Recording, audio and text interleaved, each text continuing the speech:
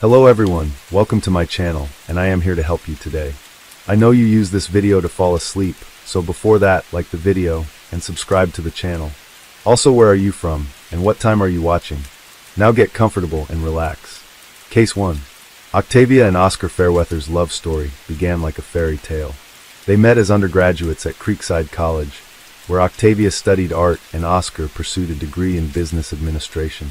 Octavia captivated Oscar from the moment he saw her by the campus lake. Oscar, tall and charismatic with a disarming smile, wooed Octavia with his charm and ambition. They married shortly after graduation with dreams of building a life together in their hometown. Octavia secured a position as an art teacher at high school, where her passion for creativity and nurturing young talent quickly made her a favorite among students and faculty alike. Oscar, leveraging his family connections, landed a job at a prestigious local investment firm, climbing the corporate ladder with remarkable speed. As the years passed, the Fairweathers became pillars of the Creekside community. They were fixtures at galas and town council meetings. Their home in Oakwood Estates, purchased with Oscar's growing wealth, became a symbol of their success. Octavia's artistic touch was evident in every room, from the hand-painted murals in the living room to the carefully curated sculptures in their backyard. To the outside world, Octavia and Oscar were the epitome of a power couple. They complemented each other perfectly. Octavia's creativity balancing Oscar's business acumen, her warmth softening his sometimes brusque demeanor. Friends often remarked on how they still looked at each other with the same adoration they had in college. Yet beneath the surface of this picture-perfect life, there were undercurrents of tension. Octavia and Oscar had been trying to conceive for years without success. The strain of fertility treatments and dashed hopes began to wear on their relationship. Oscar threw himself into his work, spending long hours at the office while Octavia found solace in her art and her students. It was during this challenging time that Octavia's relationship with her mother, Cordelia Prescott, became a source of comfort and support. Cordelia, a widow who lived on the outskirts of town, had always been a free spirit. In her youth, she had traveled the world as a photojournalist, settling down in Creekside only after meeting Octavia's father. After his passing, Cordelia had retreated into a quieter life, focusing on her garden and her volunteer work at the local animal shelter. As Octavia spent more time with her mother, Oscar found himself drawn into Cordelia's orbit as well. What began as polite conversation during family dinners slowly evolved into something more, setting the stage for a betrayal that would tear the Fairweather family apart. The seeds of the affair between Oscar and Cordelia were planted on a crisp autumn evening. Octavia, consumed with preparing for an upcoming art exhibition featuring her students' work, Oscar, feeling neglected and frustrated by the growing distance in his marriage, decided to go to Cordelia's cottage alone, ostensibly to check on his mother-in-law. Cordelia, surprised but pleased by the unexpected visit, welcomed Oscar with a warm smile and a glass of her homemade wine. As they sat in her small, cluttered living room, surrounded by eclectic souvenirs from her travels, Oscar found himself opening up about his marital troubles. Cordelia listened with empathy, her eyes, so similar to Octavia's, filled with understanding. Perhaps it was the wine, or the intimate atmosphere, or simply the need for human connection. But that night, a line was crossed. A comforting touch lingered too long. A gaze held more meaning than it should have. By the time Oscar left Cordelia's cottage, both knew that something had irrevocably changed. In the weeks that followed, Oscar and Cordelia manufactured reasons to see each other. Cordelia suddenly needed help with home repairs, while Oscar discovered a newfound interest in gardening. Their clandestine meetings became more frequent, always carefully timed to avoid suspicion. During one of their early encounters, Oscar arrived at Cordelia's cottage to help fix a leaky faucet. As they worked side by side in the cramped space of her bathroom, the air between them grew thick with unspoken tension. Their hands brushed accidentally, sending electric shocks through both of them when Cordelia reached past Oscar for a towel. He caught the scent of her perfume, a heady mix of jasmine and vanilla that made his head swim. Their eyes met in the mirror, and for a moment neither could look away. On a warm Sunday afternoon, Cordelia was showing Oscar how to prune her rose bushes as she demonstrated the technique, standing close behind him to guide his hands. Both were acutely aware of their physical proximity. The gentle brush of her breath on his neck, the warmth of her body against his back, sent shivers down Oscar's spine. When he turned to ask a question, their faces were inches apart. Time seemed to stand still as they stood there, frozen in a moment of forbidden desire. During a rare moment alone at a family gathering, Oscar and Cordelia stole away to the secluded garden behind the house. Hidden from view by a trellis covered in climbing roses, they gave in to their desires. Their kisses were urgent, hands roaming with a desperation born of stolen moments. As they heard Octavia's voice calling for them, they quickly separated, straightening their clothes and hair. The guilt was immediate, but so was the thrill of their secret affair, adding a dangerous excitement to their illicit encounters. Their affair consumed them, blinding them to the consequences of their actions. In Cordelia's bedroom, a space once reserved for solitary nights, they now created a world of secret passion. The creak of bed springs and hushed whispers became a symphony of their illicit love, playing out against the backdrop of familial betrayal. As their physical intimacy deepened, so too did their emotional entanglement. What had started as a physical attraction morphed into something more complex and dangerous. They began to imagine a future together, heedless of the devastation such dreams would wreak on their family. It was this combination of physical passion and emotional connection that would ultimately lead to their undoing. They justified their actions in whispered conversations. Oscar spoke of feeling unappreciated and misunderstood by Octavia, while Cordelia confessed to a loneliness that had plagued her since her husband's death. They convinced themselves that their connection was special, something that transcended the boundaries of the conventional. As the affair deepened, so did their web of lies. Oscar began to invent business trips and late meetings. Cordelia feigned illness to avoid family gatherings. They communicated through a secret email account and disposable phones, always careful to cover their tracks, but with each deception, the weight of guilt grew heavier. Oscar found it increasingly difficult to look Octavia in the eye, while Cordelia's interactions with her daughter became strained and awkward. The very relationship that had once been Octavia's source of comfort was now tainted by betrayal. Neither Oscar nor Cordelia could have foreseen the devastating consequences their actions would have on the entire Fairweather family as they continued their illicit liaison. They remained oblivious to the suspicions beginning to form in Octavia's mind. The first inkling that something was amiss came to Octavia on a rainy Tuesday afternoon. She had decided to surprise Oscar with lunch at his office, only to be told by his confused secretary that he had left early, mentioning a meeting with a client. Octavia brushed it off as a miscommunication, but a seed of doubt had been planted.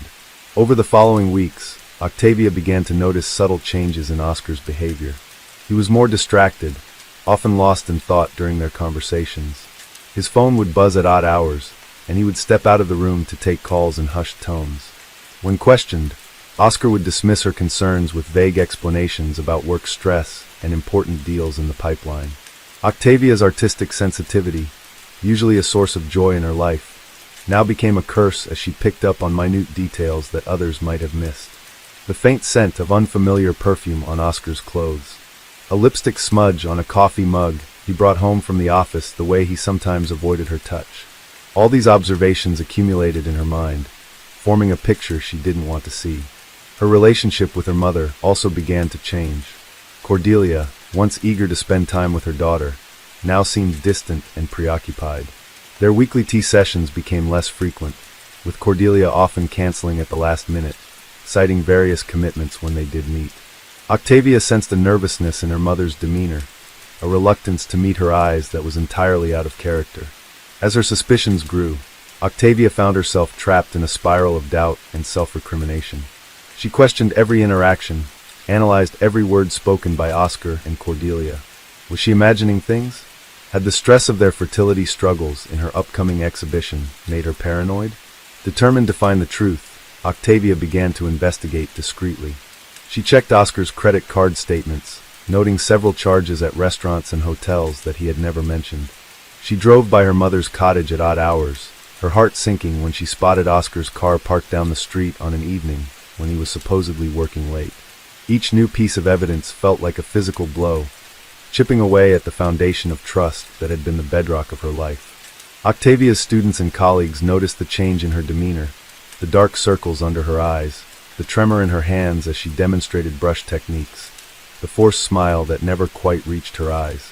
As the days passed, Octavia became a shadow of her former self, torn between confronting her fears and clinging to the last shreds of hope that she was mistaken. Little did she know that the truth, when it finally came to light, would be even more devastating than she could have imagined. The day Octavia's world shattered began like any other. It was a Saturday, and she had spent the morning at the school. Putting the finishing touches on the student art exhibition, Oscar had left early, mumbling something about a golf game with clients.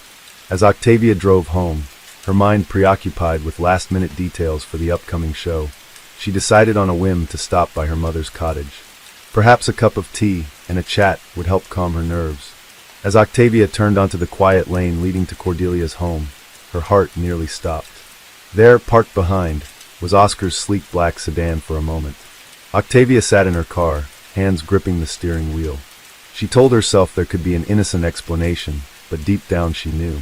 With trembling legs, Octavia approached the cottage. The curtains were drawn, but through a gap she could see movement inside. Taking a deep breath, she used her key to unlock the door, pushing it open as quietly as possible. The sight that greeted her would be forever seared into her memory. There, on the floral-patterned couch, they were locked in an intimate embrace. Oblivious to the world around them, Cordelia's hair was disheveled. Shirt partially unbuttoned on the coffee table, 2 half-empty wine glasses stood as mute witnesses to their betrayal. For a moment, time seemed to stand still. Then, as if sensing her presence, Oscar and Cordelia looked up, the expressions on their faces, shock, guilt, and a flicker of defiance. What followed was a blur of emotions and accusations. Octavia's anguished cry broke the silence, startling the guilty pair. Oscar jumped to his feet, stammering excuses and pleas. Cordelia remained seated, her face ashen, tears streaming down her cheeks.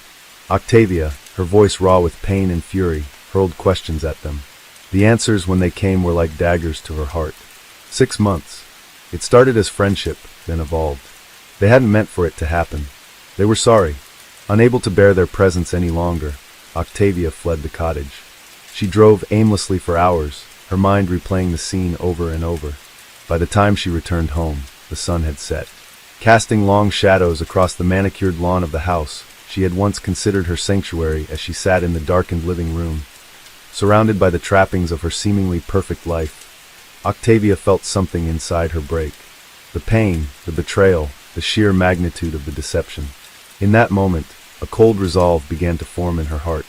Someone would have to pay for this betrayal, and Octavia knew exactly who that someone would be. The events leading up to the fatal shooting unfolded over several tense hours on that warm summer evening. Octavia, having spent the day in a haze of grief and anger, found herself pacing the halls of her home like a caged animal. The tick of the clock in the foyer seemed to mock her, counting down the moments until her world would irrevocably change. As dusk fell, Oscar returned home. He entered cautiously, his usual confident stride replaced by hesitant steps. Octavia watched from the shadows of the dining room as he hung up his jacket and loosened his tie, the familiar routine now tainted by the knowledge of his betrayal. Oscar called out Octavia's name, his voice strained with apprehension. When she stepped into the light, he visibly flinched.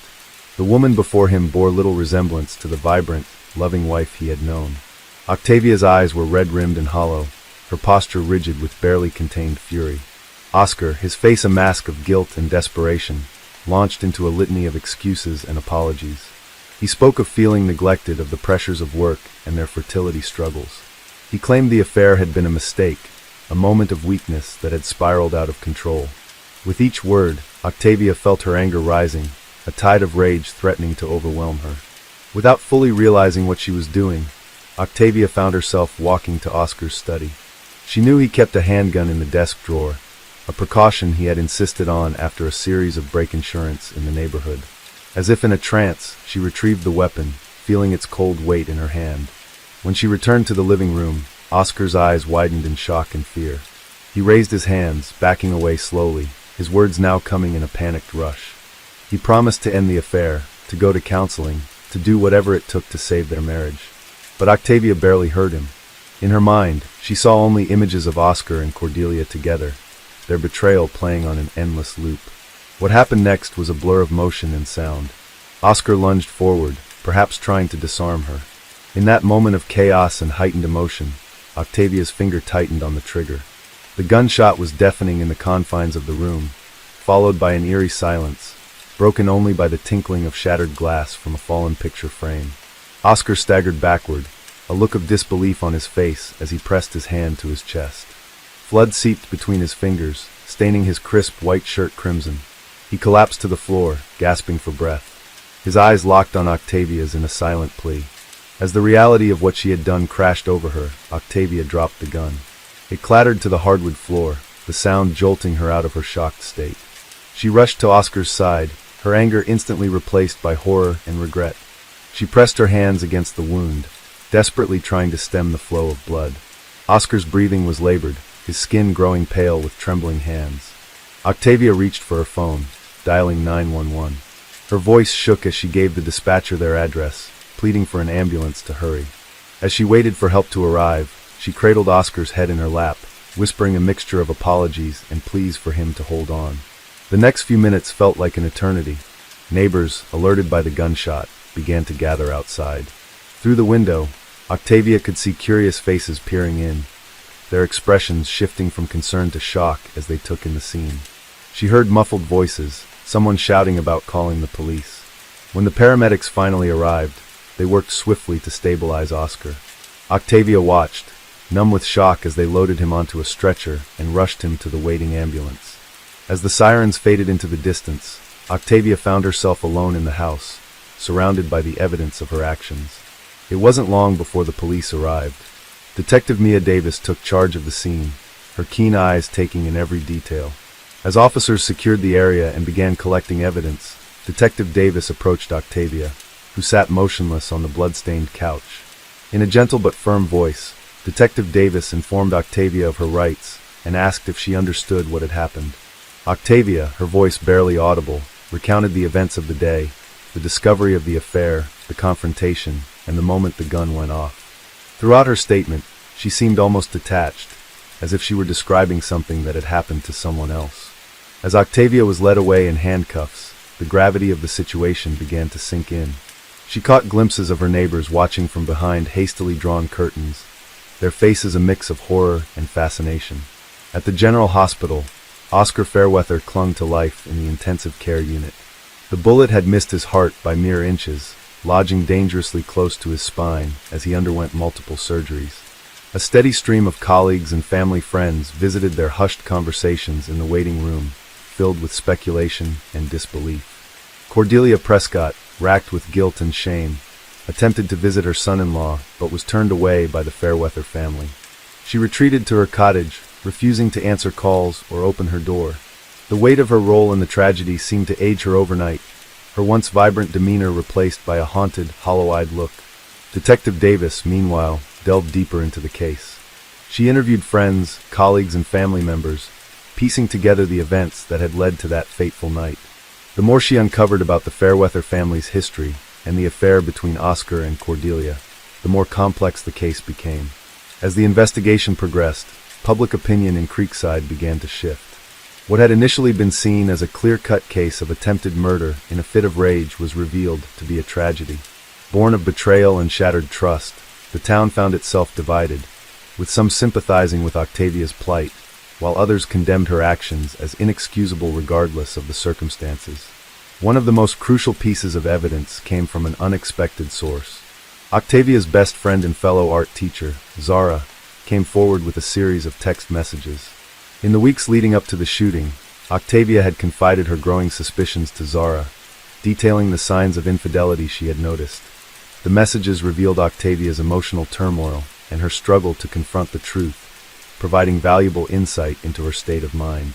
Inside the packed courtroom, the air was thick with tension as the judge called the proceedings to order. The prosecution, led by the ambitious District Attorney Vincent Harding, painted a picture of Octavia as a vengeful woman who had committed a premeditated act of violence. Harding argued that the shooting was not a crime of passion, but a calculated attempt to punish both her husband and her mother for their betrayal. Octavia's defense team, headed by the seasoned attorney, presented a different narrative. They portrayed Octavia as a victim of circumstances, a woman pushed to the brink by an unthinkable betrayal.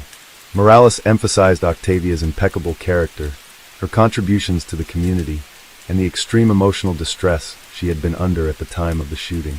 In their closing arguments, both the prosecution and defense made impassioned pleas to the jury. T.A. Harding emphasized the seriousness of the crime and the need for justice, while Morales urged the jurors to consider the extraordinary circumstances and Octavia's otherwise exemplary life. As the jury filed out to begin their deliberations, a hush fell over the courtroom. The fate of Octavia Fairweather now rested in their hands, and with it, the resolution of a tragedy that had shaken the town of Creekside to its core. After 3 days of intense deliberation, the jury returned with their verdict. They found Octavia Fairweather guilty of aggravated assault, a lesser charge than the attempted murder the prosecution had pushed for. The courtroom erupted in a mix of gasps and murmurs as the verdict was read, with Octavia standing stoically beside her attorney. The judge, taking into account Octavia's previously unblemished record and the extraordinary circumstances of the case, sentenced her to 5 years in prison, with the possibility of parole after 3 years. Additionally, Octavia was mandated to undergo psychological counseling and complete an anger management program. The sentence was met with mixed reactions. Some felt it was too lenient given the severity, while others believed it appropriately balanced justice with compassion. As Octavia was led away from the courtroom, the weight of her actions and the long road ahead seemed to finally settle on her shoulders. Oscar, having recovered from his physical wounds but forever changed by the experience, had moved to a different state to start anew. He and Octavia had divorced during her incarceration, their communication limited to formal letters and occasional phone calls. Despite the pain of their shared past, there was a tentative forgiveness between them, born of mutual understanding and regret. Cordelia had retreated from public life entirely. She lived as a virtual recluse in her cottage, her only contact with the outside world. Being the occasional visit from a home health aide, the weight of her role in the tragedy had taken a severe toll on her health and spirit. As Creekside slowly heals and life moves forward, the story of Octavia, Oscar, and Cordelia remains a powerful reminder of how quickly and irrevocably lives can change. It challenges us to examine our own relationships, to value the trust placed in us by our loved ones, and to consider the far-reaching impacts of our choices. Case 1. In the quiet town of Terre Haute, Indiana, a case would unfold that would leave a lasting impact on its residents. The story of Jason Wheeler, a man who had grown up in the small town, was not one of wealth or privilege. It was a story marked by struggles, poor decisions, and a slow descent into a world of crime. Jason was born in 1986 to a modest family. His parents, both hardworking but struggling to make ends meet, did their best to provide for him and his 2 younger sisters. They lived in a small house on the edge of town, where the sound of traffic from the nearby interstate could often be heard at night. Jason had always been a quiet, introverted child. He preferred to stay inside, reading books or playing video games, rather than going outside to play with the other children in the neighborhood. His parents often worried about his lack of social interaction, but they believed he would eventually grow out of it. Unfortunately, as Jason entered his teenage years, his world began to unravel. It wasn't that Jason lacked intelligence. On the contrary, he had a sharp mind. But his environment, combined with a lack of guidance, led him down a path that would eventually entangle him in a web of criminal activity. By the time Jason turned 18, he had already gotten into trouble with the law on several occasions. His first arrest came at the age of 16, when he was caught stealing a car from a local dealership. Though it was a minor offense, it set the stage for a series of increasingly serious crimes. Over the next few years, Jason's criminal behavior escalated. He was involved in petty theft, drug possession, and eventually armed robbery. With each crime, he became more desperate, more reckless, as if he was searching for something, validation, a sense of control, or perhaps just a way out of the misery he had built for himself. Despite his criminal activity, Jason was often able to avoid significant jail time. His family, while disappointed, continued to support him, believing that one day he would turn things around. But by the time Jason was in his early 20s, his pattern of criminal behavior was well established. He had dropped out of high school, found work in dead-end jobs, and continued to make poor decisions that only worsened his situation. He had a few close friends, but even they began to distance themselves as Jason's behavior became more erratic and his temper more unpredictable. On the night of October 14, 2011, Jason committed a crime that would change his life forever. It was late, well after midnight, when he found himself walking through a quiet neighborhood on the outskirts of town. He had been drinking heavily, and the alcohol had clouded his judgment. He had no real plan in mind, but the desire to do something, anything, had taken over. As Jason wandered through the neighborhood, his thoughts became jumbled, his mind racing with thoughts of his failures and frustrations. He didn't know what he was looking for, but his eyes landed on a small convenience store. It was one of the few businesses still open at that hour, and the parking lot was nearly empty. For a moment, Jason stood there, watching the fluorescent lights of the store flicker in the dark, the hum of the refrigerator units in the background. Without thinking, he walked toward the store, his heart pounding in his chest. Inside, the store was quiet. There was only one clerk behind the counter, a young woman in her early 20s, who looked up in surprise as Jason entered. She greeted him with a friendly smile, but her expression quickly changed when she saw the look in his eyes. Jason was drunk, his movements slow and unsteady.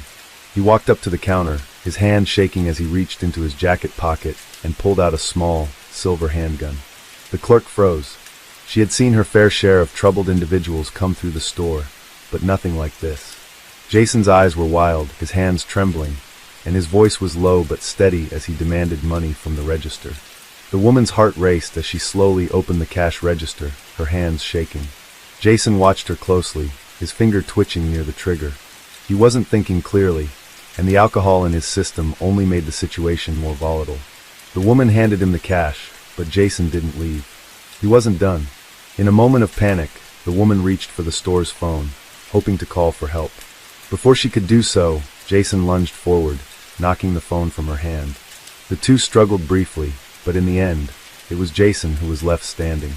The woman fell to the ground, her head hitting the counter as she lost consciousness. Jason stood over her, panting heavily, his heart racing. For a moment, he simply stared at her, the weight of what he had just done crashing down on him.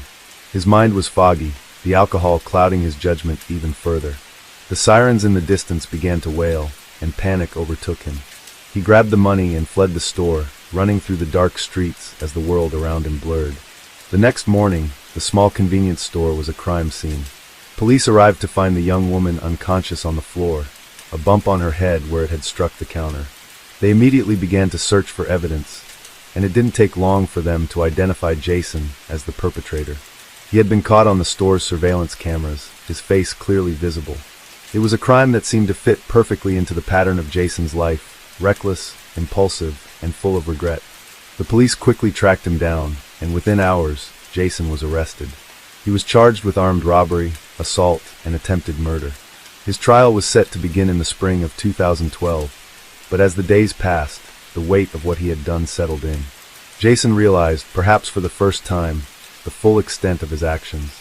He had not just robbed the store, he had hurt someone who had done nothing wrong, someone who had simply been in the wrong place at the wrong time. As he sat in the cold, sterile holding cell, Jason wondered how he had come to this point. How had he allowed himself to spiral so far into darkness? He had known right from wrong, but the urge to escape, to numb the pain of his life, had always been stronger. He had pushed away the people who cared about him, and in the end, all he had was a string of broken relationships and criminal charges. Jason's journey through the criminal justice system was just beginning. His case would become one of the most talked about in Terre Haute that year, and as the trial approached, Jason's family struggled to understand how their son had fallen so far. They had tried to help him, tried to intervene, but Jason had always been too proud, too stubborn, and now it seemed that it was too late. What would happen next for Jason was uncertain, but one thing was clear. The events of that night would haunt him forever. As the days passed in the holding cell, Jason's mind wandered. Every time the heavy metal door clanged shut behind him, his thoughts grew darker, pulling him into a sea of regret. He thought about his family, the people who had tried to support him throughout his troubled life. His mother, always so kind and patient, would visit him occasionally, her eyes filled with both love and disappointment. His father, a quiet man who had always worked hard to provide for his family, couldn't bring himself to speak much when he visited. Jason had seen the disappointment in his eyes. His father had once believed in him, had once thought that Jason could be someone better. But now, his father's silence felt like the loudest rejection. Jason had always known that his actions were a burden on his family, but standing in that cold cell, he finally understood the weight of what he had done. The guilt gnawed at him constantly, creeping into every corner of his mind. He wished he could go back, rewind time, and undo the moment he stepped into that store. But he knew that wasn't possible. The consequences of that night were irreversible. The trial began in the spring of 2012. The courtroom was packed with people who had heard about the crime and wanted to see justice served. Jason's face, still fresh in the memories of those who had witnessed the robbery, was plastered across every local news outlet. He was no longer just another troubled young man in Terre Haute. He was now a symbol of the consequences of poor choices, of a life spiraling out of control. The prosecution presented their case first. They had the evidence. The surveillance footage showing Jason entering the store, the footage showing him brandishing the gun, and the terrifying moment when he lunged at the clerk. The evidence was damning, and the prosecution painted a picture of a man who had acted in cold blood, motivated by desperation and anger. They spoke of the harm he had caused to the young woman, the clerk, who had been unable to defend herself as Jason held her at gunpoint. The woman, whose name was Emily, had suffered significant trauma from the incident. Not only had she been physically hurt, but the emotional scars were deep. She had been unable to return to work at the store for several weeks, and when she finally did, the fear of encountering a similar situation again lingered in the back of her mind. The prosecution made it clear that this was not just a robbery gone wrong. It was an assault that had left lasting consequences on an innocent person. The defense, on the other hand, argued that Jason's actions were the result of his troubled upbringing and his history of poor decisions. They spoke of his difficult childhood, his struggles with alcohol, and the lack of guidance that had shaped him into the person he had become. They claimed that Jason was not inherently violent, but had been overwhelmed by the circumstances of his life. They tried to paint a picture of a man who had lost his way, a man who had made one terrible mistake, but could be redeemed with the right help. Jason sat through the trial in silence, his eyes fixed on the floor most of the time. He didn't argue with the evidence, didn't try to dispute the charges. He knew the truth. He had done it. He had walked into that store with a plan, albeit a half-formed one, and he had followed through with it. There was no denying it. There was no excuse that could erase what had happened. As the trial continued, Jason's thoughts turned inward. He had spent so much of his life trying to avoid the truth, trying to escape from the consequences of his actions, but now, with the trial underway, he was faced with it all. The life he had tried to ignore, the choices he had made, and the people he had hurt, they were all coming to light. And no matter how much he wished he could undo it, he couldn't. The days stretched on, and Jason's lawyer worked hard to present a defense that would allow for a lighter sentence. But the prosecution was relentless. The weight of the crime hung heavily in the air, and it was clear that Jason was facing a harsh punishment. The judge, a no-nonsense woman who had seen countless cases like his, listened carefully to both sides. She was known for being tough but fair, and Jason knew that whatever decision she made would be final. There would be no second chances. Throughout the trial, Jason's mind often returned to Emily, the clerk. He thought about the fear in her eyes when she had seen him with the gun. He thought about the way her hand trembled as she handed him the money, her fingers unsure but desperate to comply. He had done this to her. He had taken away her sense of safety, and for what? A few $100s? It seemed so trivial in retrospect, so pointless. But in that moment, under the weight of his own frustration and alcohol, it had felt necessary. Now, sitting in the courtroom, Jason realized how wrong he had been. The trial eventually came to an end, and it was time for the verdict. The courtroom fell silent as the judge prepared to speak. Jason's family sat in the back, his mother holding his father's hand tightly, her face pale and drawn. They had hoped for a miracle, for some glimmer of hope that their son could be saved. But deep down, they knew the reality. Jason had crossed a line, and the consequences would be severe. The judge delivered the verdict with a calm but firm voice. Jason Wheeler was found guilty on all charges: armed robbery, assault, and attempted murder. The room seemed to hold its breath as the judge continued, explaining the severity of the crime and the need for a sentence that would serve as a deterrent for others. Jason's heart sank as the judge spoke of the victim's suffering, the lasting impact of the crime on her life. Jason had been prepared for this moment, but the weight of the words still hit him like a hammer. He was sentenced to 30 years in prison. It wasn't the death sentence, but it might as well have been. In many ways, Jason felt as though his life had already ended. The world outside the prison walls would no longer be his. He had ruined any chance he had of living a normal life, and the reality of his actions was more painful than anything else. In the days following the trial, Jason was transferred to the state prison in Terre Haute. It was a facility known for housing violent offenders, and Jason knew that he would be in for a tough time. But as he sat in the back of the police car, handcuffed and silent, he couldn't help but think that, in some strange way, prison was where he belonged. It was the logical consequence of a life built on bad choices. As Jason entered the prison gates, he knew that he would face many challenges. But perhaps the hardest challenge of all would be facing himself. The man he had become, the life he had led, it had all come down to this. And there was no escaping it now. As Jason entered the prison gates, a new chapter of his life began. A chapter marked by uncertainty, violence, and the harsh realities of life behind bars. The Terre Haute facility was known for its tough conditions, and Jason was keenly aware that his fate, from that point on, would be shaped by the environment he was about to enter. He was led into the intake area, a sterile and intimidating environment that smelled of antiseptic and sweat. The cold metal walls echoed with the sounds of clanging doors and muffled voices from the other side. His handcuffs dug into his wrists as he walked through the hallways, his mind racing. He thought about what was to come, the rough days, the new rules he'd have to learn, the people he'd have to navigate. There was no escaping this. He was here now, a part of a broken system, a cog in a machine that had been grinding for years. The intake officers went through their usual procedures, taking his fingerprints, asking for his identification, and processing his arrival. Jason had no idea what to expect.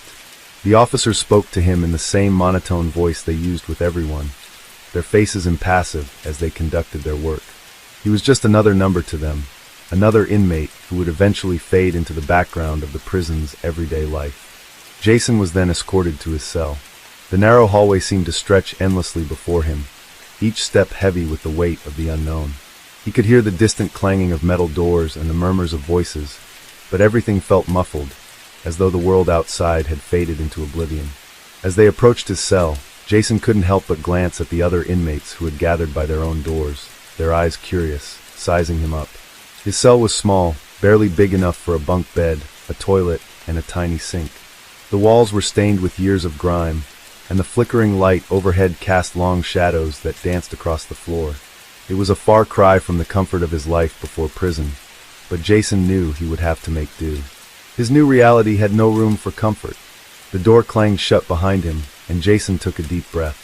The sound of the lock clicking into place sent a shiver down his spine. He was truly alone now, trapped in a world he could no longer escape. He didn't know what to expect, but he was certain of one thing. Survival in this environment would require a new version of himself, someone tougher, someone who could hold his own. The first few weeks in prison were the hardest. Jason spent most of his time alone in his cell, trying to adjust to the rhythm of life behind bars. He quickly learned that there were unwritten rules in prison, rules that didn't come with a manual but were taught through experience. The inmates who had been there longer had a language of their own, a set of codes that helped them navigate the daily challenges of prison life. Jason had to learn fast. The days blended together as he adjusted to the harsh schedule.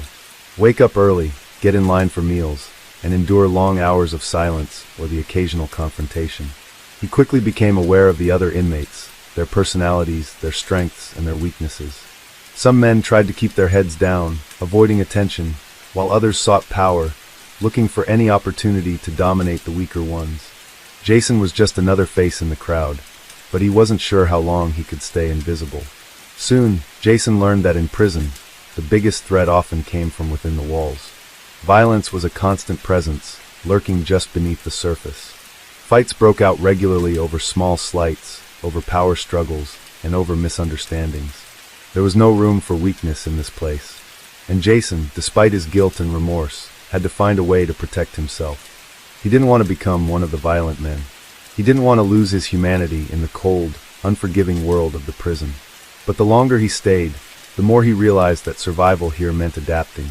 It meant finding allies, learning how to defend himself, and navigating the complex social structure that ruled the prison yard. As the months passed, Jason became more accustomed to the rhythm of prison life. He learned who to trust and who to avoid. He made a few friends, but they were the kind of friends who helped each other out of necessity rather than genuine camaraderie. In prison, everyone had their own motives, their own reasons for being there. Some were there for violent crimes, others for drug offenses, and still others for theft or fraud. Jason was just one of many, another soul trapped in the system. But amid the harshness and brutality, Jason began to reflect on his past, on the choices he had made. He thought about the robbery and how it had started as an impulsive act, a desperate attempt to escape the life he had been living. At the time, it had seemed like a quick fix, a way to grab control of his life, but it had spiraled out of control. The pain he had caused others, especially Emily, weighed heavily on him. He could still see her face, her eyes wide with fear as he held the gun. The image haunted him, and there were nights when he couldn't sleep, when he would lie awake, staring at the ceiling, replaying the moment over and over in his mind. Jason knew that he couldn't undo the past, but he also knew that he had to find a way to atone for his mistakes. The prison was full of men who had made mistakes, some small, some unforgivable. But Jason realized that his redemption didn't lie in escaping the punishment. It lay in accepting responsibility for his actions. In prison, that was the first step toward redemption. As the years went on, Jason worked hard to keep his head down and stay out of trouble. He stayed away from the gangs that formed in prison, focused on reading books and trying to improve himself. He joined a few educational programs, trying to earn his GED and build a skill set that might help him when he was eventually released. But even as he tried to move forward, the past continued to follow him. He had to face the truth of his crime every day, in every moment. And though he knew that he would never be able to truly escape the consequences of his actions, he held on to a sliver of hope that someday he might find a way to make things right, to earn back some measure of peace. Jason didn't know when or if that day would come, but for the first time since he walked into that store all those years ago, he felt a small flicker of hope. He didn't know how long it would last or where it would lead, but he was ready to face it, ready to do whatever he could to make things right. As the years went by in the penitentiary, Jason grew accustomed to the strict routines and the constant vigilance required to survive. He had learned how to blend in, how to be just another face in the crowd. But deep inside, he still longed for something more. He hadn't forgotten about Emily, the woman whose life he had shattered with his reckless actions. In the darkest corners of his mind, her face lingered like a ghost, reminding him of the pain he had caused. Jason's days consisted of the same monotonous routines: waking up early, standing in line for breakfast, cleaning his cell, and attending mandatory programs. The guards moved through the halls with an air of indifference, barely acknowledging the inmates, while the prisoners carried on with their own lives. Some read, some worked, and some spent their time plotting their next move. There was no escape from the grinding weight of time, and each day felt like a repeat of the last. But over the years, Jason had built a small sense of purpose within himself. He had become involved in a few educational programs, starting with his GED. At first, it had been just another way to pass the time, another distraction from the never-ending monotony of prison life. But soon, he realized how much he had missed learning, how much he had taken education for granted before everything had gone wrong. His teachers, though hardened by the system, were committed to helping the inmates better themselves. They saw the potential in their students, even if the world outside did not. Jason threw himself into his studies. He read anything he could get his hands on, from literature to history, philosophy to science. There was a sense of freedom and knowledge, a way to escape the confines of his physical reality, even if it was just for a few moments each day. But despite the education he was gaining, Jason knew that it wasn't enough. He needed more. He needed redemption, not just in the eyes of the world, but in his own eyes. The longer Jason stayed in prison, the more he understood that redemption wasn't a one-time event. It was a lifelong journey. It wasn't enough to just serve his sentence and walk out the door. He needed to change, to become a different person, someone who could hold his head up high, someone who could live with the mistakes he had made. He knew it wouldn't be easy. After all, he was surrounded by men who had committed terrible acts, who had lost their humanity in the process of surviving the brutality of the system. But Jason wasn't willing to let that happen to him. One day, as Jason was walking back from the library, he noticed something that stopped him dead in his tracks. Across the yard, he saw a familiar face, one that sent a chill down his spine. It was Marcus, the man who had been in the wrong place at the wrong time during the robbery. Jason had never seen Marcus again after the trial, but now, here he was, standing near the chain-link fence, talking with a few other inmates. It was as if time had frozen. For a moment, Jason couldn't breathe. The sight of Marcus brought a wave of guilt crashing over him. He had never truly apologized for what had happened that night, for what he had done to the man who had been caught in the crossfire of his foolishness. Seeing Marcus in the prison yard so close, yet so far, made Jason realize just how much he still had to atone for. The anger and frustration that had simmered inside him for years began to boil to the surface. He had to make things right. But how could he? After everything that had happened, could there ever be a way for him to undo the damage he had caused? Jason struggled with these thoughts for days. He watched Marcus from afar, too afraid to approach him. The idea of confronting his past, of facing the man who had been part of his crime, was terrifying. What if Marcus hated him? What if he saw Jason as nothing more than a criminal, a reminder of the violence that had ruined their lives? But Jason knew that he couldn't run from it anymore. He had to face Marcus, and more importantly, he had to face himself. If he was ever going to heal, if he was ever going to be free of the burden that weighed so heavily on his conscience, he had to take this step. It took weeks before Jason finally found the courage to approach Marcus. He had carefully thought out what he would say, rehearsing it in his mind, but when the time came, the words didn't come out the way he had planned. Instead, he stood there, looking at Marcus with a mix of guilt and sorrow, unsure of how to begin. Marcus looked at him, his face expressionless, but there was something in his eyes, a flicker of recognition, followed by a look of wariness. Jason didn't know what to expect. He wasn't sure if Marcus even remembered him, but he had to try. "I'm sorry," Jason said, his voice barely above a whisper. "I know I can't undo what I did, but I need you to know that I'm sorry for what happened. I never meant for any of this to happen. I didn't want to hurt anyone." Marcus didn't say anything at first. The silence between them stretched on, long enough for Jason to feel his heart pounding in his chest. He thought for a moment that Marcus might just walk away, that the years of silence had hardened him to the point of no forgiveness. But then Marcus spoke. "I remember you," Marcus said quietly, his voice rough. You think I don't know what you did to me? You think I've forgotten? I haven't." Jason's heart sank. He had expected anger, but hearing the bitterness in Marcus's voice made him realize how deep the wound went. The damage he had caused wasn't something that could be fixed with a few words. It wasn't something that could be undone.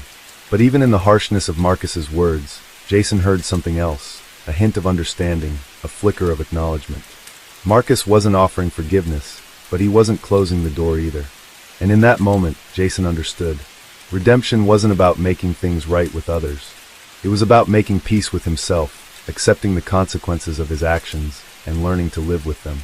The conversation didn't last long. Marcus walked away, and Jason stood there, feeling both lighter and heavier at the same time.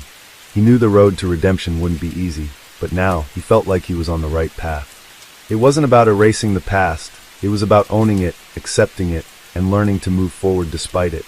As Jason walked back to his cell that day, he felt a shift within himself. It wasn't a dramatic change, but it was enough. He had taken a step forward, a step toward healing.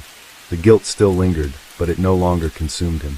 He had made a choice, and in that choice, he had found a small sliver of peace. Days turned into weeks, and weeks into months, but for Jason, nothing ever felt quite the same. The encounter with Marcus had altered something within him, shifting his perspective on the life he was trying to rebuild. He was still incarcerated, of course, still paying for the choices he had made, but the guilt that once gnawed at him so relentlessly was now tempered by something else. A quiet resolve, a commitment to changing who he was, even if it was only for his own sake. Jason had learned to occupy his mind with more than just his own regrets. He buried himself in his studies, read books that opened his mind to new worlds, new philosophies, and new ways of thinking. The more he learned, the more he realized how little he had understood about life and about the impact of his actions. It wasn't just the crime that haunted him, but the realization that he had once lived so thoughtlessly, so consumed by selfish desires and reckless ambition. He often thought back to the day when everything had changed, the night of the robbery. It had been a simple plan, a rash decision fueled by desperation and ignorance. But now, in the quiet solitude of his cell, he saw the disaster it had set into motion, the ripple effect that had destroyed lives in ways he couldn't have imagined. The most difficult part of his incarceration, however, wasn't the isolation or the daily grind of prison life. It was the knowledge that he could never fully make amends. The family he had torn apart, the friends who had abandoned him, and Marcus, the man he had hurt so deeply, would never see the world the same way again. Jason could apologize until his voice grew hoarse, but the consequences of his actions would forever be etched into their lives. Still, he couldn't let that stop him. He had to try. Even if it was just a small effort, even if it was just a drop in the ocean, Jason believed that he could at least offer something. An apology, a gesture, a small act of kindness that could show he was different from the man he had been. His chance came one chilly autumn day, just as the leaves outside the prison yard began to turn a rich orange. Jason had been assigned to a work detail in the prison kitchen, a task he didn't mind. It gave him something to do, something productive, and it kept his mind from wandering back to darker thoughts. As he worked with a few other inmates, chopping vegetables and preparing meals for the prison population. A guard entered the kitchen with a man in tow. Jason barely glanced up at first, absorbed in his work, but then he heard the familiar voice, clear and steady, though a little older than it had been years ago. It was Marcus. He was standing near the door, hands cuffed behind his back, talking to the guard in a calm, measured voice. Jason's heart skipped a beat as he realized that Marcus had been brought into the prison, though he couldn't fathom why. His mind raced, wondering if this was another twist of fate, another moment where he would have to face the consequences of his actions in a new and unexpected way. Marcus wasn't in the same section of the prison as Jason. He was in a different security tier altogether, but he had been transferred to the kitchen for some unknown reason. Jason had no idea how long Marcus had been in prison or what had brought him here, but he couldn't help but wonder if their paths were destined to cross again. As the guard ushered Marcus to a workstation across the room, Jason's hands shook slightly. He had to face him again, had to confront the man who had been so deeply affected by his choices. But this time, Jason wasn't sure what he was supposed to do. He couldn't just apologize again, couldn't pretend that everything could be fixed with words. And yet, he couldn't ignore Marcus, couldn't simply let him slip into the background of his life without addressing the reality of their shared past. The next few hours felt like an eternity as Jason tried to focus on his work while stealing glances at Marcus from across the room. The silence between them was heavy, thick with years of unspoken words. Jason wanted to reach out, wanted to say something that would bridge the gap between them, but what could he possibly say? The years of separation had left them both changed in ways that couldn't be undone. By the time the work detail was over, Jason had worked himself into a frenzy of indecision. He needed to do something, anything, to make up for the hurt he had caused. But what? When the last bell rang, signaling the end of the workday, Jason lingered in the kitchen, watching as Marcus gathered his things and prepared to leave. His heart pounded in his chest, and his palms were slick with sweat. This was it. If he didn't act now, he might never get another chance. Without thinking, Jason approached Marcus as he was walking toward the exit. His footsteps were measured and deliberate, but his mind was racing. He didn't know what he would say, didn't know if Marcus would even want to hear it. But Jason couldn't let this opportunity slip by. "Marcus," Jason called softly, his voice carrying across the room. Marcus froze, his body tensing as he turned to face Jason. There was a flicker of recognition in his eyes, but there was also something else, something unreadable. For a moment, they simply stood there, locked in silence, until Marcus spoke. "What do you want, Jason?" His voice was low, guarded, but not without a hint of weariness. Jason took a deep breath, steeling himself for the words that had been stuck in his throat for so long. "I just wanted to say, I'm sorry. I know it's not enough, but I owe you that much." Marcus looked at him for a long moment, his face expressionless. It seemed as if he was weighing the sincerity of Jason's words, trying to decide whether or not they were worth acknowledging.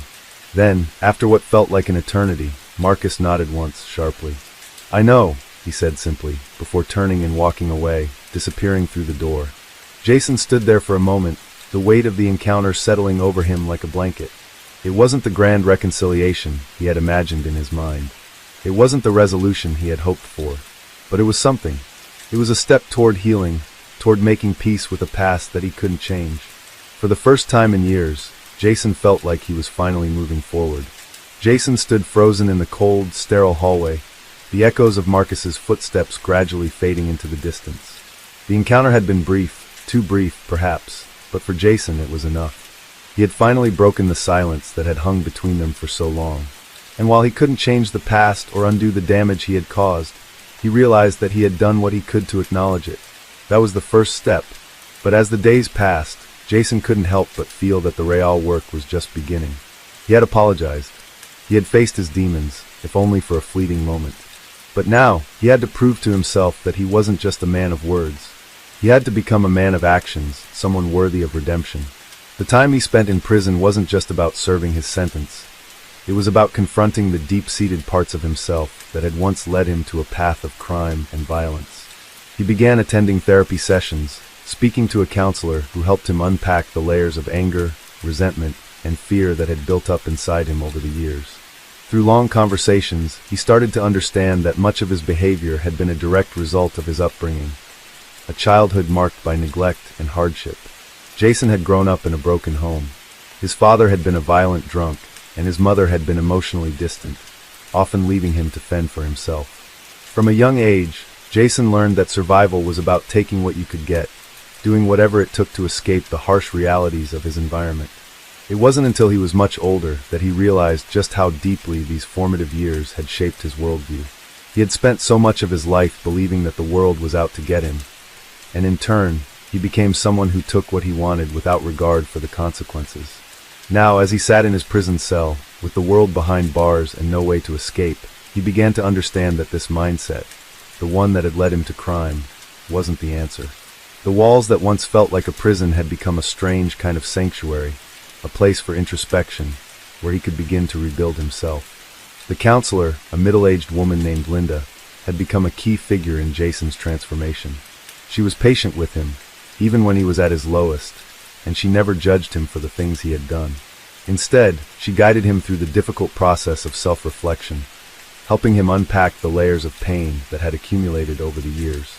One afternoon, after a particularly emotional session, Jason sat on his bed, the weight of his thoughts pressing down on him. He had learned so much about himself, but it wasn't enough. He still had a long road ahead of him. His past actions haunted him, and he knew that he would have to do more than just acknowledge his wrongdoings. He would need to take concrete steps to make amends, even if those steps were small. Jason began volunteering for various programs within the prison, teaching literacy classes to fellow inmates, helping others prepare for their GED exams. At first, it had been a way to pass the time, but slowly, he began to see it as something more. Each time he helped someone, each time he shared what he had learned, he felt a sense of purpose that had been missing for so long.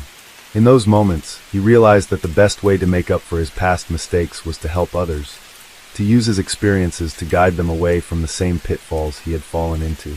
It wasn't easy. The prison environment was still a brutal, unforgiving place. The other inmates were often skeptical of his newfound approach to life, and many saw him as weak for attempting to change. Some mocked him, others ignored him, but Jason kept pushing forward. He didn't need their approval. He only needed to stay true to himself and the lessons he was learning. Meanwhile, his thoughts continued to drift back to Marcus. He hadn't seen him since that brief encounter in the kitchen. He had no idea where Marcus was, what he had been through, or whether their paths would cross again. But Jason couldn't shake the feeling that their story was far from over. Several months passed, and Jason found himself in a routine. He was no longer the same man who had walked into the prison with a heart full of anger and regret. The work he was doing, whether it was teaching, volunteering, or simply reflecting on his past, had begun to reshape him. But there were still nights when the weight of his guilt would crush him, when the memories of his past would flood back with such intensity that he felt as if he were drowning. On one such night, as the prison lights dimmed and the sounds of the guards' footsteps echoed through the halls, Jason sat by his cell's small window, staring out at the darkened sky. His thoughts returned to Marcus once more, and for the first time in weeks, he felt the urge to reach out again. It was an impulse he couldn't ignore. He knew it might be pointless, that Marcus might not even remember him or care about the apology Jason had offered. But there was a part of him, something deep inside, that felt it was necessary. He needed closure, even if it wasn't the kind he expected. The next morning, Jason approached the prison warden with a request. He asked if he could write a letter to Marcus, if it was possible to make contact with him. The warden, after a brief pause, agreed, but under the condition that it was reviewed before being sent. Jason was grateful for the opportunity, though he didn't know what he would say. When he sat down to write the letter, his hand trembled slightly, but he forced himself to be honest, raw, and unflinching. He wrote about the mistakes he had made, the ways in which he had wronged Marcus, and how deeply sorry he was for the pain he had caused. It wasn't a long letter, just a few paragraphs, but it came from the heart, and for Jason, that was all that mattered. He sealed the envelope and handed it over to the warden, uncertain of what would come next. Days passed before Jason received a response. He had almost forgotten about the letter when one afternoon, a guard approached his cell with a piece of paper in hand. It was from Marcus. Jason opened it slowly, almost afraid to read what it might say. But as he unfolded the paper, he saw only a few words written in neat handwriting. "It's never too late to change. I hope you're doing well. Stay strong." Jason stared at the words for a long time, the weight of them sinking in. It wasn't a grand reconciliation, and it wasn't an answer to all of his questions, but it was enough. It was a sign that Marcus had heard him, that he had understood Jason's apology in his own way. And in that moment, Jason knew that his journey was far from over. There would still be obstacles to overcome, both inside and outside of prison. But he had taken the first step toward healing, and that was something he could carry with him, no matter what the future held. Case 2. In 2014, Iowa was shaken by a case that became one of the most mysterious and troubling criminal investigations in the state's history. The case involved a man named Brian McAllister, a 42-year-old resident of Des Moines. Brian was well known in his community, but not for reasons one might assume. He was a quiet man, one who often kept to himself, spending most of his time at home, avoiding large gatherings. However, behind the quiet exterior, something darker was brewing within his mind, something that, over time, would unravel the fabric of his life and the lives of those around him. Brian was employed as a construction worker, often working long hours on various projects throughout the city. His colleagues knew him as a hard worker, diligent and focused. Yet, over the past few years, his demeanor had changed. He had grown more withdrawn, less engaged with others. His once present smile had faded into a stoic expression, and he became a ghost of the man he once was. His neighbors could often hear strange noises late at night, muffled sounds that they dismissed as just the noises of a man working on home improvement projects in his garage. But in the summer of 2014, everything changed. It was on one ordinary Thursday evening that Brian McAllister became the center of a criminal investigation that would soon captivate the entire state of Iowa. What began as a routine missing persons case would eventually turn into a tangled web of lies, secrets, and murder. The story started with the disappearance of a local woman named Rebecca Carver, a 34-year-old mother of two who had lived just a few blocks away from Brian. Rebecca was known in the community as a friendly and approachable woman. She worked as a waitress at a local diner, and her warm smile had made her beloved by all who knew her. But one night, Rebecca failed to return home from work. Her children waited for her at the front door, but she never arrived.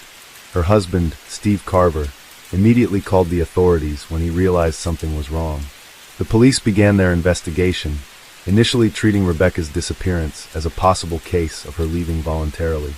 However, as the hours turned into days, the situation took a darker turn.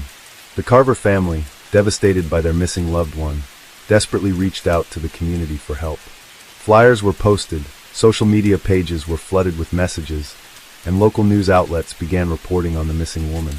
The case became one that not only saddened the small town, but also puzzled the police. It wasn't long before Brian McAllister's name surfaced in the investigation. A friend of the Carvers had remembered seeing Brian speaking with Rebecca on the night she disappeared. The interaction was brief, but the fact that the two were seen together sparked suspicion. The police began to look into Brian's movements on the night of Rebecca's disappearance. As the investigation unfolded, it became clear that Brian had lied about his whereabouts. He initially claimed he had been home that night, working on his garage, but further evidence began to suggest otherwise. Surveillance footage from nearby gas stations and stores revealed that Brian had been in the area close to Rebecca's home that evening, contradicting his story. Furthermore, his phone records showed unusual activity, including several unanswered calls made from his phone to Rebecca's, which only deepened the mystery. The police dug deeper, going through Brian's history.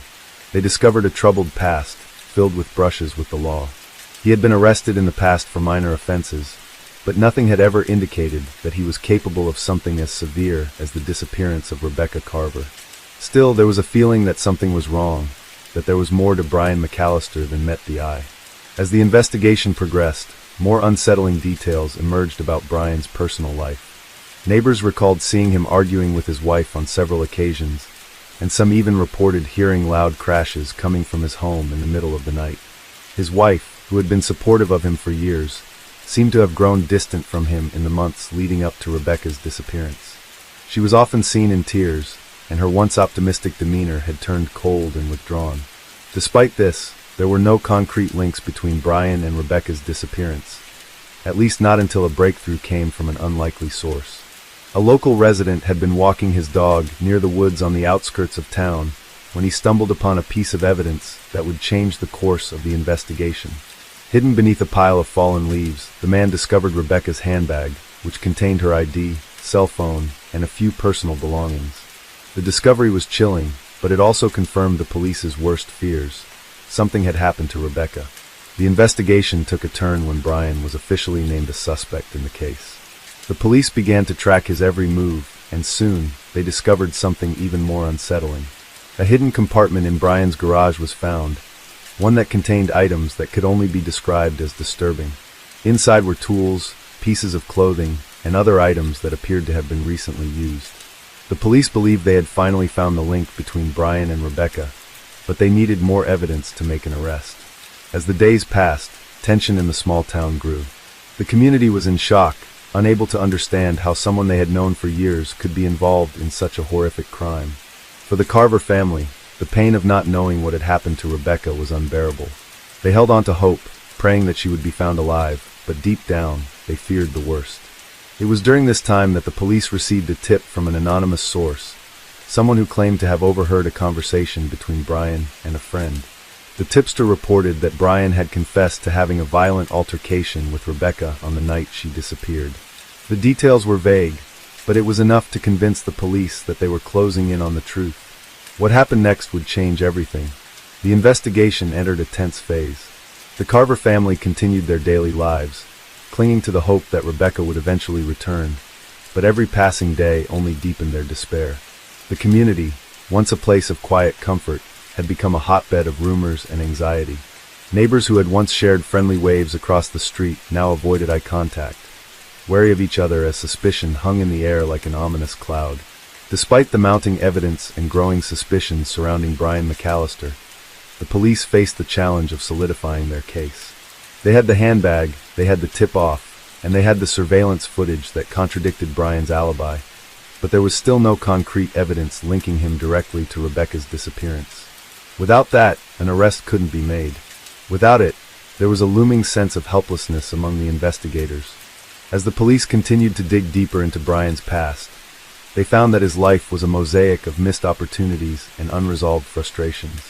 Brian had grown up in a broken home, one where his father had abandoned the family when he was young, and his mother struggled to keep them afloat. His early years had been marred by neglect and a sense of loneliness that followed him into adulthood. He never seemed to form lasting relationships, and although he managed to hold down jobs, he never found a sense of fulfillment. Brian's quiet demeanor and reluctance to engage with others were often misinterpreted as shyness, but those who knew him better recognized something else beneath the surface. There was a sense of simmering rage within him, a darkness he seemed to keep locked away. His marriage had become strained over the years, and while he never raised his voice in public, his wife often spoke of how unpredictable he had become at home. Small disagreements would escalate quickly into violent outbursts, and his anger seemed to be triggered by the most trivial things. The more the police learned about Brian, the more they began to suspect that his frustrations had reached a boiling point. Rebecca Carver, with her friendly and approachable nature, might have unwittingly become a target for Brian's anger, whether directly or in a way that made sense only to his troubled mind. In the days following the discovery of Rebecca's handbag, the authorities received another crucial piece of information. A man named Jared Bellamy, a longtime friend of Brian's, came forward with startling information. He admitted that he had been talking to Brian the night Rebecca disappeared. According to Jared, Brian had confided in him about a heated argument he had with Rebecca. The argument, he claimed, was over something trivial, though Brian had become visibly agitated while recounting it. Jared, who had known Brian for years, was worried about him. He said that Brian had become increasingly unpredictable over the past few months, his behavior shifting from calm to erratic in a matter of seconds. Still, Jared didn't think Brian was capable of something violent. He dismissed his friend's behavior as mere frustration with his life. But then, Jared overheard something that chilled him to the core. Brian had mentioned, in passing, how much he hated Rebecca for her perfect life. He expressed envy over her ability to move freely through the world, something that Brian felt he could never attain. The conversation, according to Jared, had taken an unsettling turn when Brian casually remarked that, if she wasn't around, things would be easier. Jared didn't take it seriously at first, assuming it was just a momentary expression of anger.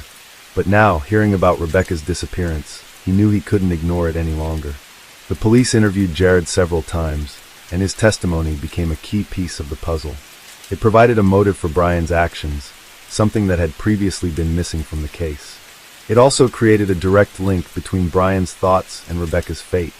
The detectives now had something they could work with: anger, envy, and a history of troubled behavior. In the days that followed, the police returned to Brian's home with renewed focus. They searched the property again, this time with a more experienced team of forensic experts. They scoured every inch of his garage, his house, and the surrounding grounds, looking for anything that might have been overlooked during previous searches. The breakthrough came when a set of investigators stumbled upon a small, inconspicuous shed in the back of Brian's property. The shed, which had appeared to be nothing more than a storage unit, had been locked at the time of previous searches. When the police managed to gain access to it, they found evidence that sent shockwaves through the entire investigation. Inside the shed were several items that seemed out of place: old clothing, a torn-up photograph of a woman, and a small box containing various objects that had been carefully arranged. Among these items, however, was something much more significant. A blood-stained piece of fabric was found, and forensic analysis quickly confirmed that it matched Rebecca's clothing. Additionally, a small knife was discovered, hidden beneath a pile of old tools. It was enough to make the police confident that they were closing in on the truth. They had found tangible evidence that linked Brian to Rebecca's disappearance. The discovery of the fabric and the knife were crucial, and they solidified their suspicion that Brian McAllister had been involved in something far darker than anyone had imagined. The following days were filled with intense questioning, surveillance, and mounting pressure on Brian. He remained calm during his interrogations, maintaining his story that he had nothing to do with Rebecca's disappearance. However, the weight of the evidence against him was growing stronger. His alibi had unraveled, his movements had been traced, and now there was undeniable forensic evidence pointing to his involvement. Despite the mounting pressure, Brian refused to confess. He maintained his innocence, insisting that he had no idea how Rebecca's belongings had ended up on his property. But the truth was becoming more and more apparent. As the investigation continued, the community of Des Moines was forced to grapple with the horrifying possibility that someone they had known for years, someone they had trusted, was capable of such a crime. The fear and suspicion that had taken root in the town only intensified as the evidence continued to mount. For the Carver family, the waiting was unbearable. They had spent days and nights hoping for answers, praying that Rebecca would return home safely. But as each new piece of evidence was revealed, it became increasingly clear that the outcome would not be what they had hoped. The authorities, now convinced of Brian's involvement, were preparing for the next phase of the investigation. They were ready to make an arrest, but they knew that it would not bring back Rebecca. It would not erase the pain and heartbreak that the Carver family had endured. But it was a step toward justice, a step that would bring some closure, even if it came too late. It was on a cool September morning that the arrest was made. Brian McAllister was taken into custody without incident, his expression as stoic as ever. The quiet man who had once lived among them as a neighbor and colleague was now a criminal, a man whose secrets had been exposed for all to see. His arrest sent shockwaves through the town, but for the Carver family, it was just the beginning of a long and painful journey toward healing. The trial that followed would reveal more details about Brian's troubled past and the dark forces that had driven him to commit the unimaginable. But for now, the people of Des Moines could only take solace in the fact that the man responsible for Rebecca's disappearance was no longer free. The investigation was over, but the scars left behind would take much longer to heal. As for Brian, his life had come to an end, at least the life he had known. The man who had once been a quiet and unremarkable figure in the community was now infamous, a reminder of how darkness can sometimes hide in plain sight. And for the Carver family, the pain of their loss would never truly fade, but at least they had an answer that, though painful, allowed them to begin the difficult process of moving forward. The days that followed Brian's arrest were filled with a mixture of relief and sorrow for the Carver family. Their daughter, their sister, was still missing, but they now had a sense of direction, an understanding that the man they had once trusted, their neighbor and community member, was responsible for the tragedy that had shattered their lives. But while the police had their suspect, there was still so much left unanswered. Rebecca's body had not been found. In the early days of the investigation, the police had combed through wooded areas, fields, and abandoned properties in an attempt to locate her. They had used dogs, drones, and every available tool, but so far, nothing had turned up. The discovery of Brian's involvement in the crime had been a turning point, but it only opened up more questions. Where was Rebecca? What had happened to her after she left her parents' home that fateful evening? The answer came nearly a week later. Detectives had obtained a search warrant for Brian's phone records and had discovered something that would change the course of the investigation. A series of cryptic text messages had been exchanged between Brian and an unknown contact on the night of Rebecca's disappearance. The content of the messages was unclear, but what stood out was the timestamp. They were sent shortly after Rebecca was last seen. It wasn't just that Brian had been in contact with someone, it was that he had sent multiple texts, all with an urgency that was impossible to ignore. The police moved quickly. They traced the phone number to a burner phone, one that was registered under a fake name. It took days of digging, but they eventually discovered that the phone had been used to communicate with a network of individuals who had ties to organized crime in the area. This revelation left the detectives in a state of confusion.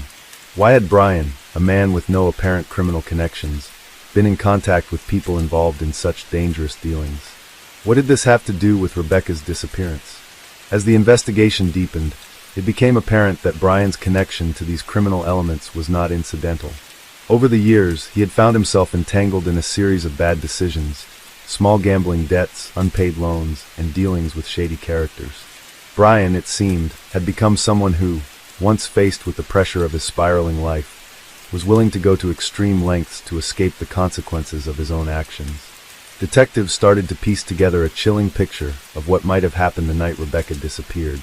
It was no longer just a crime of passion or misplaced anger. It seemed to be part of a darker, more calculated scheme. It was a former associate of Brian's who would ultimately provide the most valuable insight. Adam Clark had once been one of Brian's closest friends, though their relationship had soured over time. Adam had known about Brian's gambling issues and the increasing pressure he faced from people who expected him to pay off his debts. But it wasn't until the arrest that Adam understood the true extent of Brian's troubles. In a tense meeting with detectives, Adam revealed that Brian had approached him in the days leading up to Rebecca's disappearance, asking for help with a job. At the time, Adam had dismissed it as another of Brian's desperate attempts to get out of trouble.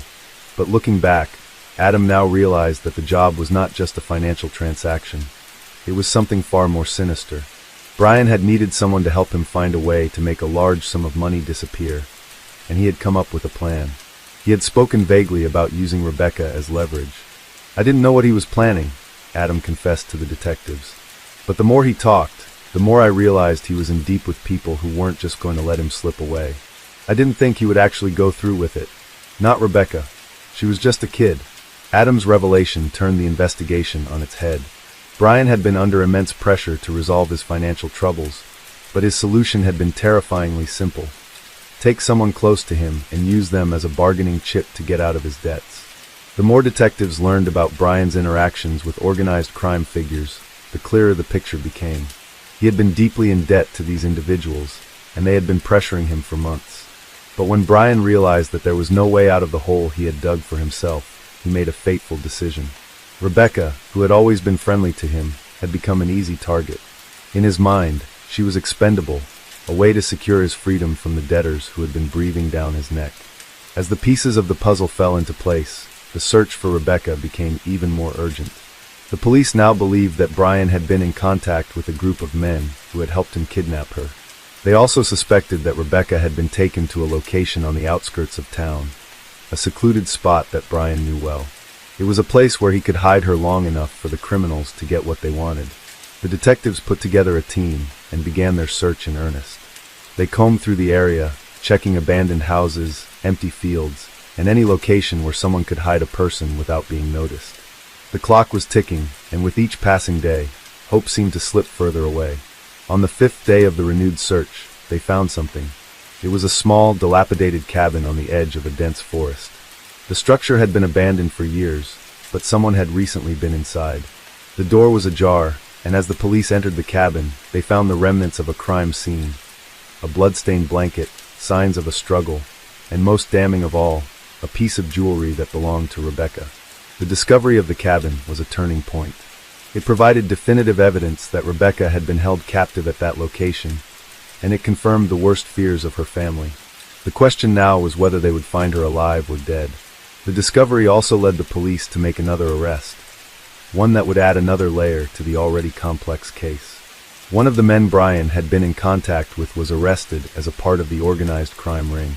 His name was Carlos Mendez, and he had been involved in a string of criminal activities in the area, including human trafficking and drug smuggling. Carlos was linked to the group that Brian had been trying to impress, and it was clear now that Brian had been trying to prove himself to these dangerous individuals.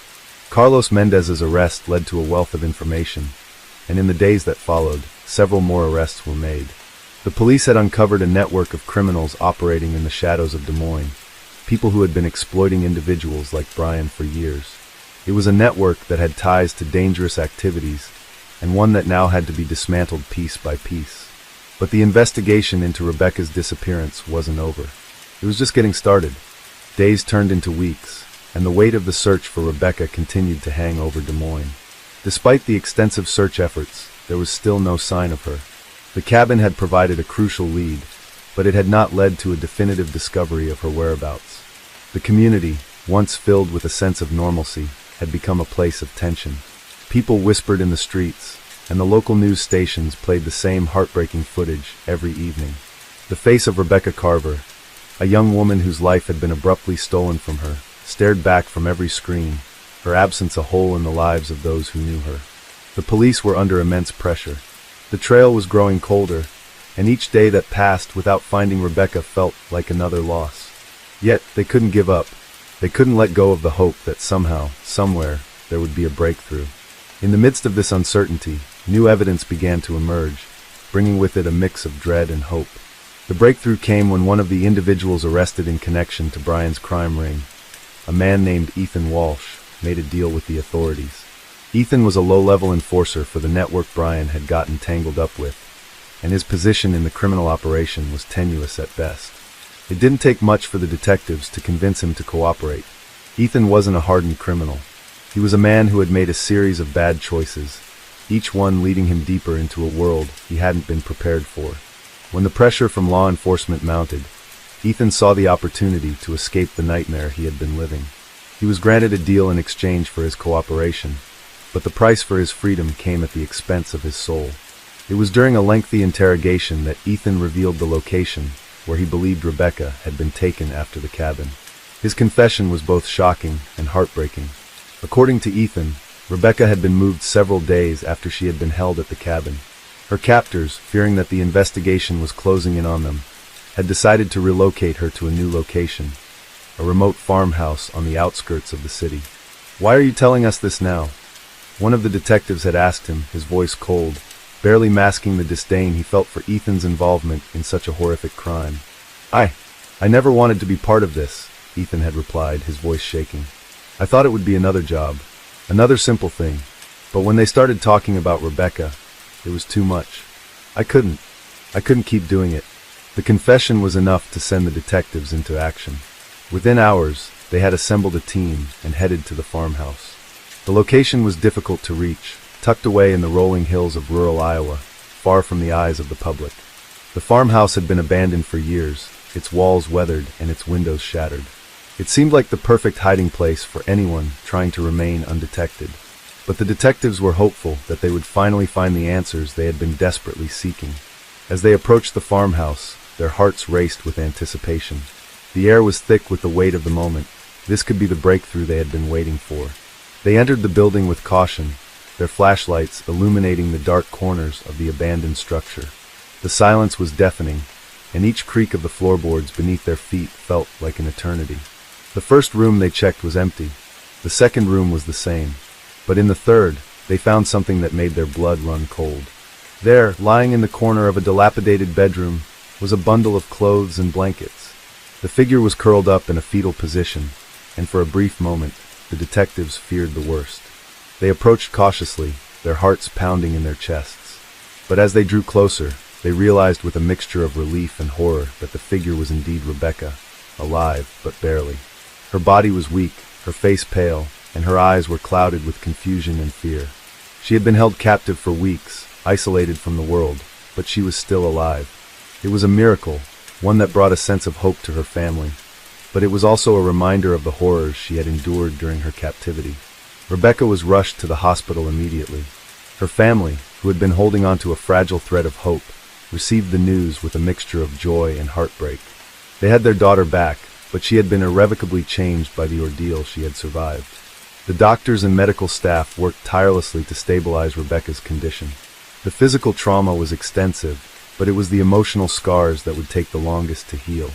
She had been subjected to unimaginable abuse, both physical and psychological, and the road to recovery would be long and difficult. But the fact that she had survived the nightmare that had been her life for the past several weeks was a testament to her strength and resilience. As Rebecca slowly regained her strength, the investigation into her abduction continued. The discovery of her location had raised more questions than answers. Why had she been held for so long? Who had been responsible for her captivity? And what were their motives? The answers were still elusive, but with Rebecca's testimony, the police hoped to uncover the truth. In the weeks that followed, Rebecca's story began to unfold. The details of her time in captivity were difficult for her to recount, but she bravely shared what she could remember. She described the fear, the isolation, and the sense of helplessness that had consumed her during her time with her captors. She had been kept in a small, locked room, only allowed out to be moved from one place to another. The food had been scarce, and the psychological torment had been even worse. Her captors had used threats and manipulation to keep her in line, and they had made it clear that there was no way out. It became clear that Rebecca's ordeal had been a part of a much larger criminal operation. The people who had taken her were not just interested in her as a bargaining chip for Brian's debts. They were using her as part of a much broader scheme involving human trafficking. The crime ring that Brian had been connected to was far more expansive than anyone had realized, and it was clear that Rebecca had just been one of many victims. The investigation now shifted into overdrive. The police had uncovered a trail of destruction, one that stretched far beyond the borders of Des Moines. With Rebecca's help, they were able to trace the criminal network back to its origins, identifying key players and bringing them to justice. It was a process that would take months, but slowly, piece by piece, the police dismantled the operation. The Carver family, though still grieving the trauma their daughter had endured, found solace in the fact that her ordeal had helped expose a vast and dangerous criminal network. They knew that Rebecca's strength in surviving and speaking out had saved countless others from suffering the same fate. It was a small comfort, but it was a comfort nonetheless. As for Brian, his fate was sealed. He had been responsible for Rebecca's abduction, and he had played a central role in the criminal activities that had shattered the lives of so many. The charges against him were numerous, and he would spend the rest of his life behind bars. For Rebecca, the road to recovery was long and difficult, but with the support of her family and the knowledge that her suffering had led to the dismantling of a dangerous criminal operation, she found the strength to heal. Her story was one of survival, of endurance in the face of unspeakable horror, and of the power of truth to bring light to even the darkest of places. Rebecca's healing was a slow and deliberate process. As she slowly regained her strength, her family was there for her every step of the way. Her mother, in particular, had been a constant presence by her side, her support unwavering. The love between them was palpable, as if it had been a thread that connected them even during the darkest moments of Rebecca's captivity. Rebecca spent weeks in therapy, both physical and emotional. The hospital staff worked tirelessly to help her recover physically, but they also recognized the importance of addressing the trauma that had taken root deep within her. Every session with the counselor was an emotional hurdle, but Rebecca faced it with a bravery that impressed even the most seasoned professionals. She didn't speak much in the beginning. There were moments when the words simply wouldn't come. But when they did, the rawness of her experience spilled out in a torrent of grief and rage, sorrow and helplessness. Yet, through it all, there was something else, an undeniable will to survive, to rebuild her life. Her family, too, faced the challenge of understanding what Rebecca had gone through. They had known their daughter as a strong-willed, independent young woman, but what had happened to her had changed her in ways they couldn't fully comprehend. The trauma had altered Rebecca, leaving scars on her mind that would take a lifetime to heal. Still, they tried to support her in the best way they knew how, understanding that the road ahead would be filled with ups and downs. Rebecca's father, once a stern figure in her life, softened in ways that no one expected. He had always been the protector of the family, the strong arm of their household. But seeing his daughter in such a fragile state, his heart broke for her. He had been a man of few words, but now he became the listener, the silent support who never left her side. He knew that healing wasn't just about medical treatment. It was about the strength of the people surrounding her. The unconditional love of her family became Rebecca's foundation, even if it was hard for her to fully accept it in those early stages. Though Rebecca's recovery was progressing, the psychological toll of her ordeal was never far from her mind. Every time she closed her eyes, She could hear the echoes of the voices of her captors, the harsh words they had used to control her. She could still feel the weight of the chains they had placed on her wrists, the suffocating grip of isolation. Every sound, every movement, seemed to trigger memories of her time in captivity. The nightmares were relentless, and she would wake up in a cold sweat, gasping for air as if she had been suffocating in her sleep. In these moments, she had to remind herself that she was safe now, that she was no longer bound by the chains of fear. But the journey wasn't as simple as just telling herself that. Healing wasn't a linear process. It was a battle that would take place inside her mind for years to come. Outside the safety of her home, Des Moines was beginning to heal too. The news coverage of Rebecca's rescue had brought a sense of closure to the community. People who had once been filled with uncertainty now had something to hold on to. A symbol of hope, a story of survival. It wasn't easy for the community to accept the truth of what had been happening in their midst, but they took comfort in the fact that the authorities had dismantled a dangerous criminal operation, one that had affected so many lives. Yet, even as Des Moines moved forward, questions remained. The authorities continued to piece together the intricate web of Brian's criminal network, which extended far beyond the confines of the city. The investigation, though seemingly concluded with Brian's arrest and the dismantling of the operation, was far from over. There were still other members of the network out there, hiding in the shadows, and the police knew that it was only a matter of time before they would have to confront the full extent of what had been happening under their noses. Rebecca's testimony played a crucial role in helping to expose the entire operation. In the weeks following her rescue, she met with detectives and law enforcement officials, recounting everything she could remember about the people who had held her captive. It was painful for her, but she knew that her willingness to share the details of her captivity was essential in bringing those responsible to justice. Some of the names she recalled were familiar to the authorities, but there were others whose involvement in the criminal network had gone unnoticed until now. The investigation revealed that Brian had been just one cog in a much larger machine, a machine that spanned across state lines and involved trafficking rings that extended deep into the heart of the country.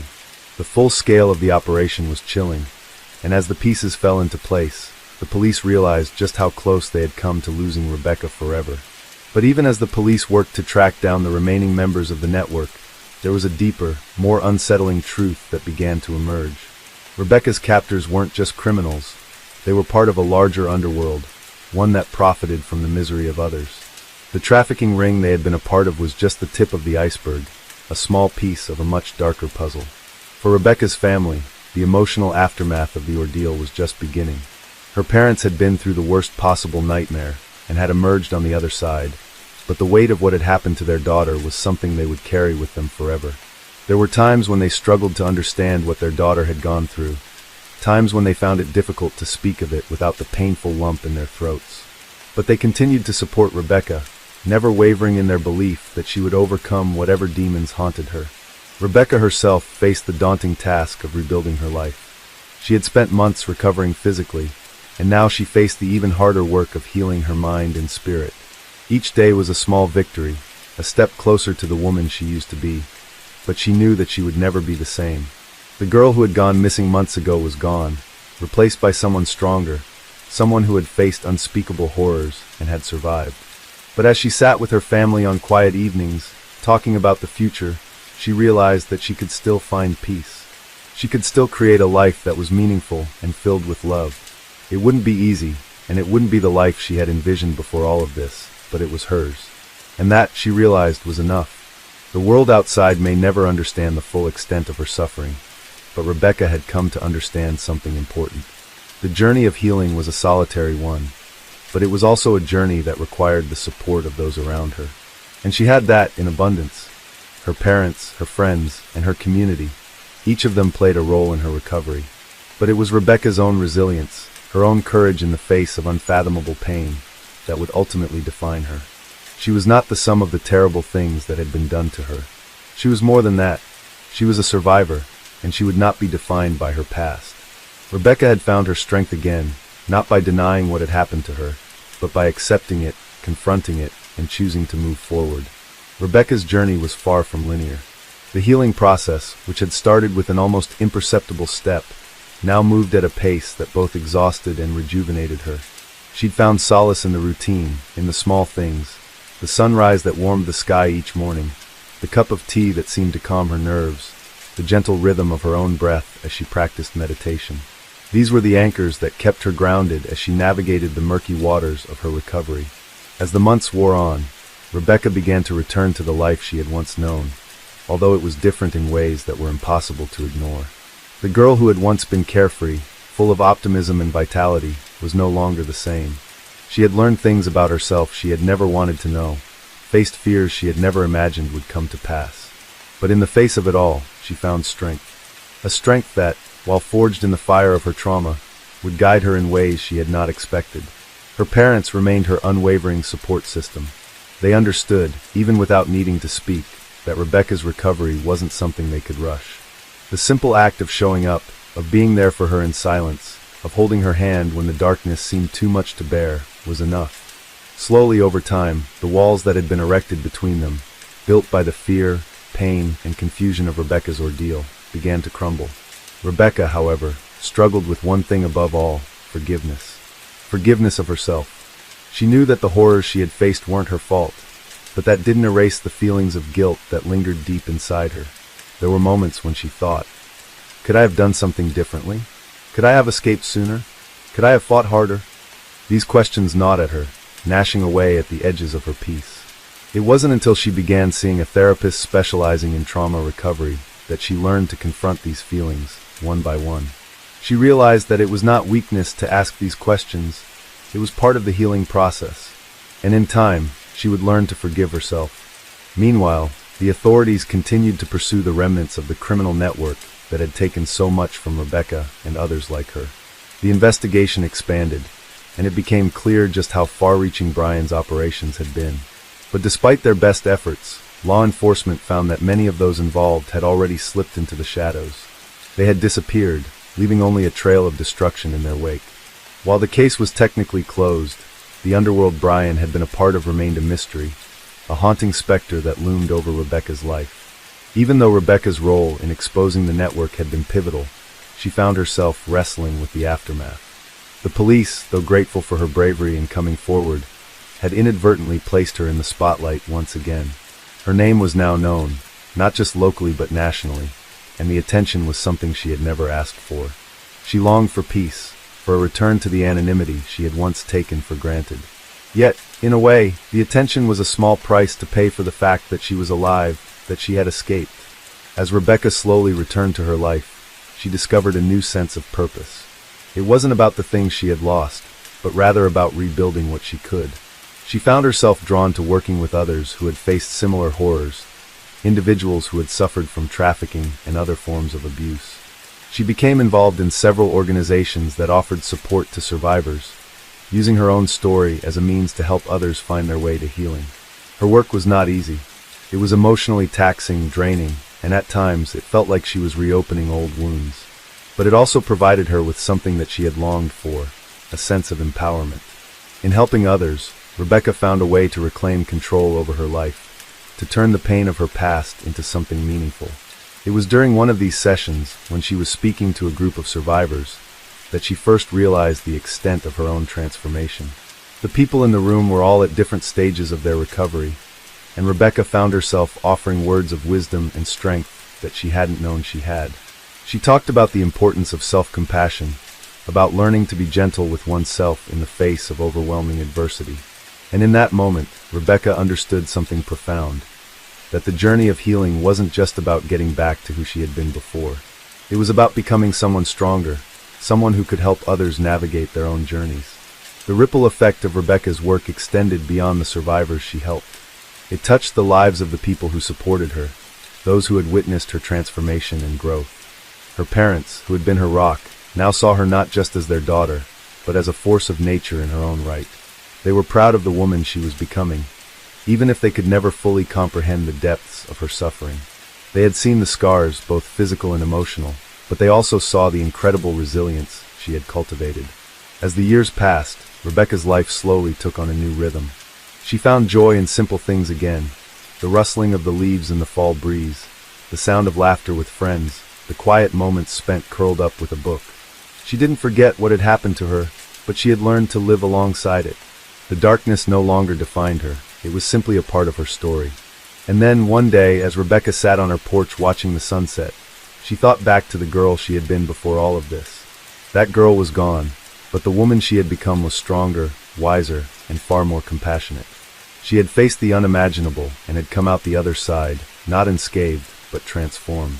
In the quiet of that evening, with the sky painted in hues of orange and pink, Rebecca smiled. She had made it. Against all odds, she had survived.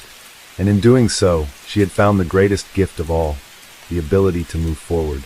Case 3. In the small city of Kelowna, nestled in British Columbia, Canada, a case unfolded in the late spring of 2012 that would forever change the lives of its residents. At the heart of this story was a man named Michael Travers, a 34-year-old with a criminal past that had remained largely hidden from the public eye. Michael had spent most of his life in and out of trouble, but he had managed to fly under the radar for many years. However, everything was about to change. Michael's past was not one that could be easily overlooked. Born and raised in Kelowna, he had a tumultuous upbringing. His father had been absent for most of his childhood, and his mother struggled with addiction. Michael was forced to fend for himself from a young age, and his life took a turn toward crime as he grew older. By the time he was in his late 20s, Michael had been involved in petty theft, drug distribution, and even a few violent altercations. His record, though not extensive, was enough to catch the attention of law enforcement on occasion. However, despite his criminal background, Michael had always managed to keep a low profile. He was intelligent, calculating, and knew how to avoid detection. It wasn't until 2012 that his true nature would be revealed, not through his usual petty crimes, but through something much darker and more calculated. It started on a quiet evening in May. The city was experiencing the early warmth of summer, and Kelowna's streets were alive with the hustle and bustle of people enjoying the changing weather. As dusk fell, a woman named Laura Thomas, a well-known real estate agent in the city, was finishing up a long day at work. She was walking to her car when she noticed something odd, a shadow moving just beyond her line of sight. It was a fleeting moment, but it was enough to make her uneasy. Laura dismissed it at first, telling herself that it was just the anxiety of a long day getting the best of her. But as she drove home that evening, something didn't feel right. The streets seemed quieter than usual, and there was an odd tension in the air. The following morning, the unease turned into something far more tangible. News reports started flooding in about an unsettling event. Laura was one of several victims of a series of break-ins that had taken place overnight. The thief had broken into several homes in the upscale neighborhoods surrounding Kelowna, stealing valuables and leaving behind minimal traces of evidence. The police were called in, but the scene left little for investigators to work with. At first, the case seemed like just another string of robberies, a common occurrence in the city. But as the days passed, it became clear that something more sinister was at play. The break-ins were carefully orchestrated, with the thief seeming to know exactly when and where to strike. It wasn't just about stealing for financial gain. There was a deeper, more unsettling motivation behind the crimes. As the investigation unfolded, Michael Travers' name began to surface.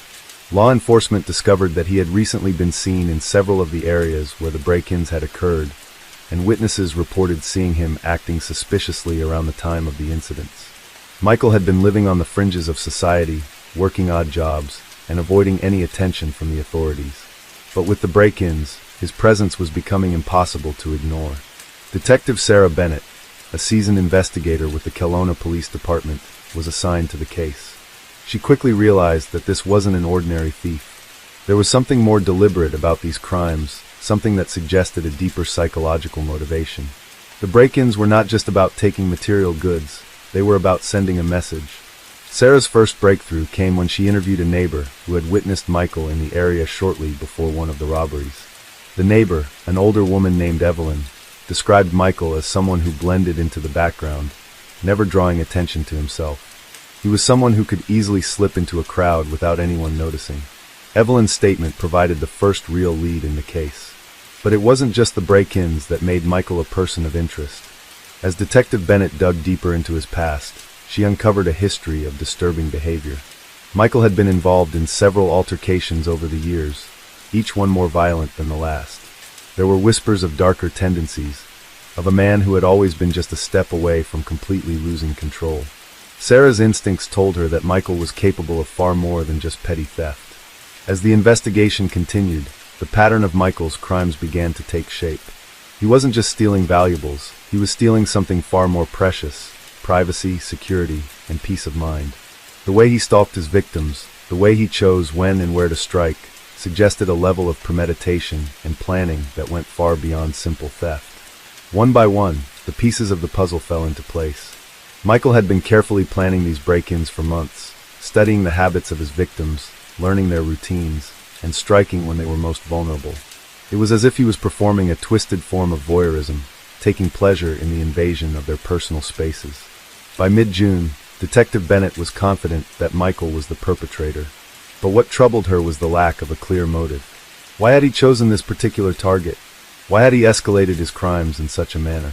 The answers, it seemed, lay in the darkness of Michael's mind. As the story of the Kelowna criminal case began to unravel, the residents of the city were left in shock. They had always known that crime existed, but they never imagined that someone like Michael Travers, someone who had lived among them for so long, could be capable of such calculated and disturbing actions. The case would forever leave its mark on the city, not just because of the crimes themselves, but because it revealed the darkness lurking just beneath the surface of a seemingly quiet community. The investigation into Michael Travers grew more intense as Detective Sarah Bennett and her team pieced together the disturbing patterns of his actions. As the days passed, they realized that they weren't just dealing with a common thief. Michael's behavior was becoming increasingly erratic, and there was a sinister undertone to his actions that left a chilling effect on those who were involved in the case. The more Sarah delved into Michael's past, the more she discovered the twisted psychological profile that made him the perfect predator. His childhood, marked by neglect and the absence of a father figure, had shaped him into someone who lacked empathy and connection. Raised in a volatile environment, Michael never had the opportunity to develop healthy emotional bonds. His mother's struggle with addiction had created an unstable home life, and he had learned to fend for himself in a world that seemed to offer him little. By his late teens, Michael had fallen into a pattern of petty crime. Stealing from local stores, vandalizing properties, and getting into physical altercations were just some of the ways he acted out. There was always a sense of alienation, of being on the outside looking in, as though the world didn't quite make sense to him. But as he grew older, his criminal tendencies deepened. Petty theft turned into more serious offenses. Small-time drug dealing became his primary source of income. He was never the type to take risks without carefully planning his next move, and he had managed to stay under the radar for years. Sarah had already been in law enforcement long enough to recognize the signs of a serial criminal. Michael's escalating behavior was something that couldn't be ignored. The break-ins had been a clear sign that his need for control, for power, was growing. It wasn't just about taking material possessions. It was about invading the sanctity of his victims' homes, their private lives. He wasn't content with simple robbery. He needed to make a statement. As the investigation progressed, Detective Bennett began to understand the complexity of the case. The break-ins Michael had committed were methodical, almost surgical. He didn't simply barge into a home and take whatever he could find. No, he planned each burglary meticulously. He studied his victims, learned their habits, and identified their weaknesses. In some cases, he waited for weeks before making his move. His knowledge of the city and its residents allowed him to move undetected, slipping in and out of homes without leaving any trace of his presence. The victims in the Kelowna case were all from well-off backgrounds. They were professionals, business owners, and people who had worked hard to build comfortable lives for themselves and their families. But Michael wasn't targeting them for their wealth alone. He targeted them because they represented something he felt he could never attain: security, stability, a life without fear. For Michael, the break-ins were a twisted form of revenge, a way to take from those who had what he couldn't seem to achieve. But as Sarah's investigation revealed, Michael's crimes were not just about stealing valuables. They were about asserting dominance. Each burglary seemed to be a challenge, an attempt to outsmart the police and prove his superiority. He was leaving clues, almost taunting investigators, as if daring them to catch him. There were moments when Michael seemed to be almost playing a game, reveling in the chaos he had caused. The case took another disturbing turn when Michael's name began to surface in connection with the disappearance of a local woman. Her name was Allison Green, a single mother who had recently moved to Kelowna to start a new life. She had been reported missing a few days after one of Michael's break-ins, and while there was no direct evidence linking him to her disappearance, Sarah couldn't ignore the possibility. The timing of her vanishing coincided with one of Michael's crimes, and the eerie similarities between her case and the pattern of his break-ins raised suspicion. Allison's disappearance added a new layer of urgency to the investigation. What had started as a string of robberies now seemed to be evolving into something far more serious. The possibility that Michael had escalated from theft to kidnapping was a chilling thought. Sarah knew that she had to move quickly before things took an even darker turn. Detective Bennett, along with her team, began to track down every lead they could find. They spoke to witnesses, reviewed security footage, and canvassed neighborhoods. They even went so far as to interview Michael's old acquaintances, hoping to learn more about his behavior and potential motives. It became clear that Michael had a history of avoiding detection. He was careful, methodical, and always one step ahead of the authorities. But Sarah wasn't about to give up. She knew that they were close to uncovering the truth, and that truth, as disturbing as it was, had to come to light. As the days turned into weeks, the pressure mounted. The residents of Kelowna, once confident in the safety of their city, were now gripped with fear. The case had become a topic of constant conversation in the community. People began to lock their doors at night, their sense of security shattered by the knowledge that someone in their midst was capable of such calculated cruelty. Michael, however, seemed to be slipping further into the shadows. It was as though he knew that the walls were closing in on him, but he had no intention of being caught. He continued his life as if nothing had changed, his daily routines unaffected by the growing investigation. It was as though the hunt itself fueled him, giving him a sense of purpose and excitement. But Sarah wasn't going to let him get away. As she reviewed the case files late one night, she made a breakthrough. She had noticed a small detail that had gone unnoticed by others, a pattern in Michael's behavior that was hiding in plain sight. The way he targeted certain neighborhoods, the way he left subtle clues at each crime scene, it all pointed to one thing. Michael was a man obsessed with control, and he needed to feel like he was the one in charge. This realization sent Sarah on a new trajectory. Instead of focusing solely on the physical evidence, she began to examine Michael's psychological profile more closely. She realized that the key to understanding his next move lay in his need for dominance, and if she could predict where he would strike next, they could finally catch him. As she and her team prepared for their next move, Sarah couldn't shake the feeling that Michael was watching them. His presence was like a shadow, looming just out of reach. But Sarah was determined to end the terror that had gripped Kelowna.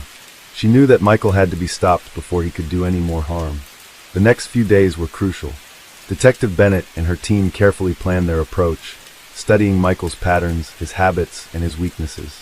They knew they were close, but as the investigation unfolded, they began to understand that catching Michael wasn't just about putting together the physical evidence. It was about getting inside his mind, understanding the darkness that drove him to commit such heinous acts. Michael Travers was not just a criminal. He was a man driven by a deep, unsettling need to feel in control. And as Sarah prepared for the final confrontation, she knew that she was about to face a man who would stop at nothing to avoid capture. The city of Kelowna had already been shaken to its core, but the real nightmare had only just begun. As Detective Sarah Bennett and her team gathered their information, each moment seemed to stretch on endlessly. They were close, but Michael Travers was a ghost, slipping through their grasp every time they thought they had him cornered. It wasn't just his cunning or the meticulousness of his planning. It was the way he had learned to manipulate his environment, to make himself invisible when it mattered most. The more Sarah looked at his history, the more it became apparent that Michael didn't just commit crimes, he lived within them.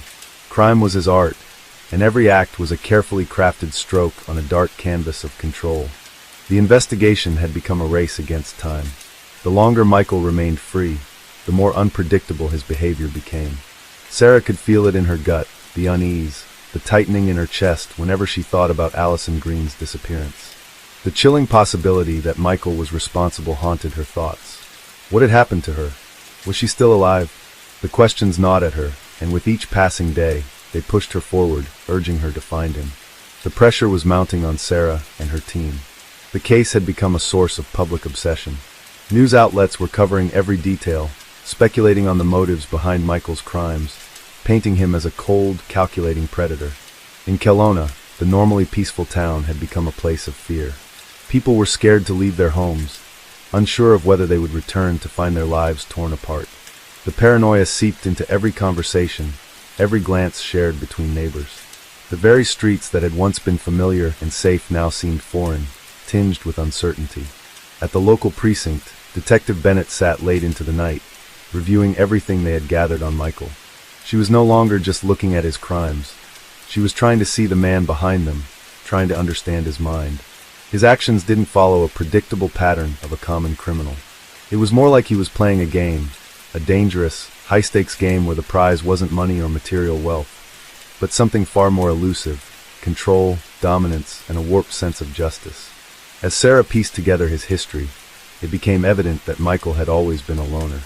His relationships were strained, often non-existent. He never kept friends for long, often distancing himself from people who tried to get close. His childhood had left deep scars, and the absence of a father figure in his life had molded him into someone who trusted no one. His mother, unable to care for him properly, had left him to fend for himself. She had battled her own demons, and as a result, Michael had been forced to grow up quickly, adapting to an environment where survival was the only goal. The more Sarah learned about Michael's background, the more she understood his need to control. His upbringing had been a crucible, forging him into someone who sought power in the most unsettling of ways. It wasn't just about money or possessions. It was about stripping away the illusion of safety, of breaking into the lives of his victims, and proving that no one was untouchable. He wasn't just stealing objects, he was stealing the very essence of their security. Michael's crime spree wasn't confined to mere theft. It had become a sick form of self-validation. He wasn't trying to get rich. He was trying to prove something to himself. Each break-in, each burglary, was a statement, a declaration that he could invade the most sacred parts of others' lives and leave without a trace. It was as if the more elaborate his plans became, the more significant they were to him.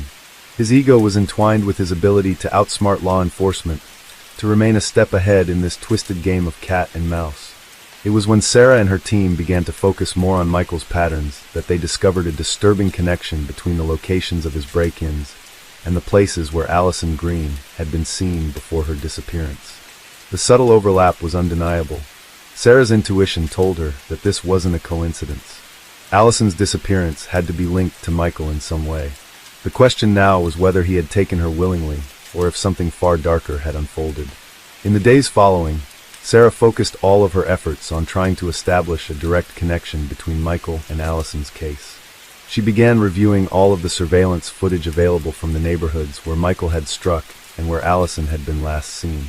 It was then that she uncovered something shocking. Footage from a nearby convenience store showed a man, whose profile resembled Michael's, walking in the same direction as Allison just hours before she vanished. He was alone, and he was moving deliberately, like a predator closing in on its prey. This discovery was a turning point in the investigation. With the new evidence, the team was able to corroborate their suspicion that Michael had been involved in Allison's disappearance. But the problem was that they still didn't know where he had taken her, or even if she was still alive. The uncertainty hung over Sarah like a cloud, casting a shadow over every decision she made. The following days were filled with a frantic search. Detective Bennett worked tirelessly, following every lead and speaking with anyone who might know Michael's whereabouts. But as they closed in, Michael seemed to vanish completely, slipping through their grasp once again. His movements were erratic but deliberate. He knew how to cover his tracks, and his deep understanding of the city gave him an edge.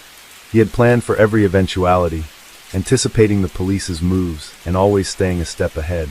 The investigation soon reached a breaking point. Sarah felt as though she was running in circles, chasing ghosts. Every time they thought they had a lead, it dissipated into nothing. But just when she thought they were at a standstill, a new breakthrough came from an unexpected source. A local resident had come forward with a tip. She had seen something strange the night Allison had disappeared. The woman lived in a house near the area where Allison was last seen, and while walking her dog, she had noticed a dark vehicle parked on a secluded road. It wasn't unusual for cars to park there, but this one caught her attention because it had been there for hours, with no movement. The woman had also reported seeing a man walking away from the vehicle that night, carrying something that appeared to be a bundle. At the time, she hadn't thought much of it, but after seeing the news about Allison's disappearance, she felt compelled to speak up. This new information led Sarah and her team to a stretch of land outside of Kelowna, a quiet area on the outskirts of town. It was a place that Michael had likely chosen for its isolation, knowing that it would give him the perfect cover. As the investigation team gathered their resources, they made the decision to search the area. The hours passed slowly as they combed through the dense forest and abandoned buildings that dotted the landscape. They had no idea what they would find, but they had to act quickly. Time was running out. The sense of anticipation was unbearable. Every sound in the darkened forest seemed amplified, every shadow appearing suspicious. Sarah's heart raced as she moved through the woods, her flashlight casting long, eerie beams across the terrain. Her mind raced with questions, fears, and doubts. What had Michael done to Allison? Was she still alive? Was this the end of the line for the investigation, or were they about to uncover something far worse than they had imagined? The deeper they went, the more the sense of unease grew. The silence was broken only by the crunch of footsteps on the forest floor and the occasional call of an owl. But as they reached the end of the path, something caught Sarah's eye, an old, abandoned cabin, tucked away in a forgotten corner of the land. It was an eerie sight, one that seemed out of place amidst the overgrown trees and the stillness of the night. With no time to waste, Sarah motioned for her team to approach cautiously. They crept up to the cabin, their senses on high alert. The door was ajar, as if inviting them inside. Sarah's heart thudded in her chest as she pushed it open, revealing the dark interior. It was empty, except for the faint smell of decay that filled the air. The furniture was old, covered in dust, and there was no sign of a struggle. But as Sarah's eyes scanned the room, she froze. Something was wrong. On the floor, partially hidden beneath a torn rug, was a blood-stained piece of cloth. It was small, inconspicuous, but it sent a chill down Sarah's spine. The scene felt wrong, ominously wrong. As the team searched the cabin, they found more disturbing evidence. A stack of papers, crumpled and torn, contained cryptic notes and diagrams, plans that seemed to outline Michael's actions, detailing his crimes and his next moves. It was as if he had been meticulously documenting everything, leaving behind a trail of breadcrumbs for the investigators to follow. The discovery in the cabin would change everything. Michael had been here. He had left his mark, and the investigation was about to take a dark turn. Detective Sarah Bennett stood still, her eyes fixed on the room. The piece of blood-stained cloth felt like a weight, a symbol of everything they had yet to uncover. The cabin, with its dilapidated furniture and unsettling atmosphere, seemed like the perfect hideaway for someone like Michael Travers. It was isolated, far from the reach of the watchful eyes of the city, and it was a place where the shadows could conceal all manner of horrors. As her team continued to search the cabin, Sarah's thoughts raced. She could feel her pulse quickening as she began to piece together the significance of what they had found. Michael wasn't just a criminal, he was meticulous, obsessive even. His mind worked in patterns that others couldn't begin to comprehend, and this cabin, with its cryptic notes and hidden messages, was the reflection of that twisted genius. She couldn't shake the feeling that they were standing at the edge of something much darker than they had ever imagined. The room felt like a tomb, each corner steeped in the weight of secrets. Sarah walked slowly toward the scattered papers, her flashlight illuminating the yellowed pages as she picked them up one by one. The diagrams were unsettling, maps of Kelowna, with certain locations circled in red, many of them aligned with places Michael had previously targeted. But there was something new, something different this time. There were additional markings, new routes he'd mapped out, and dates. The calendar pages were covered in meticulous, handwritten notes, and the patterns began to form a chilling picture. It was a timeline, a countdown. Michael had been planning something big, something far beyond the small-time burglaries that had originally defined his criminal career. As Sarah scanned the notes, she saw references to Allison Green. She hadn't been the first to catch his eye. There were other names, others who had crossed his path, each one marked with the same chilling precision. This was more than a string of robberies. This was something methodical, something far more sinister. The revelation hit Sarah like a punch to the stomach. Allison Green hadn't been a random victim. She had been a target, just like the others. But why? What had Michael been planning? And more importantly, where was Allison now? The thought that she could still be out there, caught in Michael's web, made Sarah's heart race. It was as if the truth was always within reach, but no matter how close they got, it was always just beyond their grasp. The rest of the team continued to scour the cabin, finding more clues, but nothing that could give them a clear answer to the one question that plagued them all. Where was Allison? It was almost as if Michael had been preparing for something catastrophic, as though his twisted game had reached its final stage. And now, Sarah felt the weight of that realization settling heavily on her shoulders. With the information they had gathered from the cabin, Sarah ordered a full forensic sweep of the area. Everything needed to be documented, every detail analyzed. But even as they worked, she couldn't shake the feeling that they were being led down a rabbit hole, deeper into a darkness that Michael had carefully cultivated. The more they uncovered, the more questions they had, and the less they seemed to understand. Hours passed in a blur of investigation, but Sarah didn't leave the cabin. Her team worked diligently to gather evidence, but Sarah couldn't stop thinking about what they had found. The more she thought about it, the more she realized just how little they truly understood about Michael Travers. He wasn't just a man who committed crimes for the sake of money or thrill. He was a man who sought control, who reveled in the destruction of others' lives. The depth of his manipulation, his ability to weave chaos into every moment, was something far beyond what they had encountered before. As the team packed up and prepared to leave the cabin, Sarah couldn't help but feel that they were missing something crucial, something that would tie everything together. The pieces of the puzzle were all there, but they didn't fit, not yet. Michael was a master at playing the long game, and they were simply following the trail he had left behind, like pawns in a much larger plan. When Sarah returned to the precinct, she sat at her desk, staring at the evidence in front of her. The walls seemed to close in around her, the weight of the investigation pressing on her chest. There was no easy way out of this. They had to find Michael, and they had to do it soon.